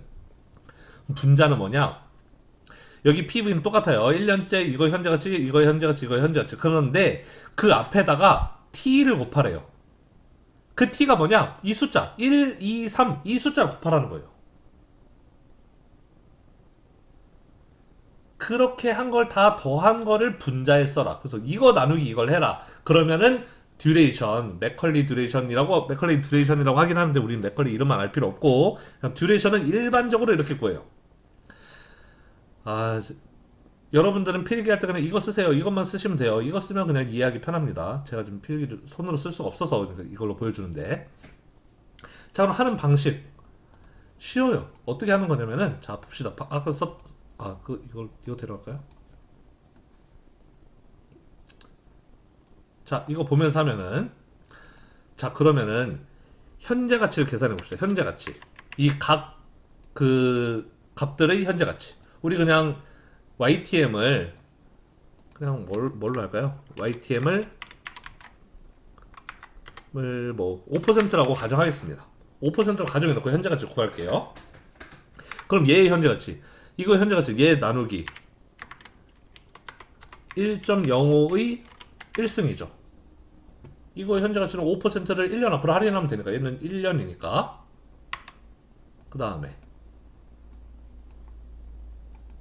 얘의 현재 가치, 얘의 현재 가치는 얘를 1.05에 2승으로 할인하면 되죠. 2년 앞으로 할인하면 되니까 우리 YTM은 5%로 가정했고 그래서 2년 앞으로 할인, 얘는 1001달러를 3년 앞으로 할인하면 되는 거예요. 그쵸? 얘도 똑같이 해봅시다. 얘도 똑같이 500을 5년 앞으로 할인, 1년 앞으로 할인 1.05에 1승, 얘도 똑같이 500을 나눠요. 1.05에 2승, 얘도 똑같이 1.05를 얘도 똑같이 1.05에 3승으로 나눠. 그럼 현재 가치 되는 거잖아요.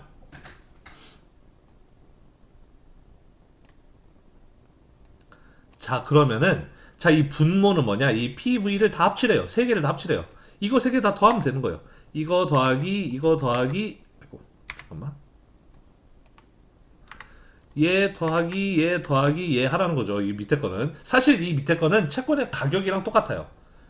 이 값들의 이 각각 현금 흐름의 현재 가치를 다 합치면 그게 채권의 가격이잖아요. 그래서 지금 이 분모를 여기에서는 V라고 쓴 게 그 이유예요. 여기 V는 이거라고 써 있잖아요. 결국 채권의 가격이라는 거예요. 분모는 이 분모 부분은 채권의 가격이에요. 미래분은 그 현금 흐름을 전부 현재 가치로 환산해서 더해준 거니까 이거 세 개 더하는 거는 채권의 가격이에요. 즉 이 채권 1001 이 돈을 주는 채권의 현재 가치 5% 만기 수익률을 적용한 채권의 가격은 866.56이라는 거죠. 그 다음에 얘도 똑같이 이 채권의 가격은 이거 더하기 이거 하면은 채권의 가격은 2225. 엄청 비싼 채권이죠. 왜? 이자를 이렇게 많이 주니까, 쿠폰을 500, 500씩 주니까 500, 500, 1500 주는, 돈 많이 주는 거니까 처음에 살 때도 비싸게 사야 되겠죠. 얘는 11, 1001 돈 조금 주니까 당연히 싼 가격에 살 수 있는 거고, 아까 이야기했지만 이자 많이 주는 채권이라고 좋은 채권 아니라고 그랬어요. 이런 채권은 비싸요. 당연히 이자 조금 주는 채권이라 당연히 싼 겁니다. 그래서 채권의 가격은 이렇게 구했어요. 우리가 알고 싶은 거는 이 분모도 있지만 분자를 알고 싶어. 분자. 얘는 어떻게 구하느냐? 각 시점의 현재 가치 이거 구해놓은 거. 이거 현재 가치에다가 앞에다 곱하기 t를 하래요. t가 바로 이거예요. 이거. 뭔 소리냐면 얘는 어떻게 이 분자 부분 어떻게 계산하라는 거냐? 이 값에다가는 1을 곱하고, 왜? 지금 1년이니까. 그 다음에 이 값에다가는 2를 곱하고, 왜? 2년째니까.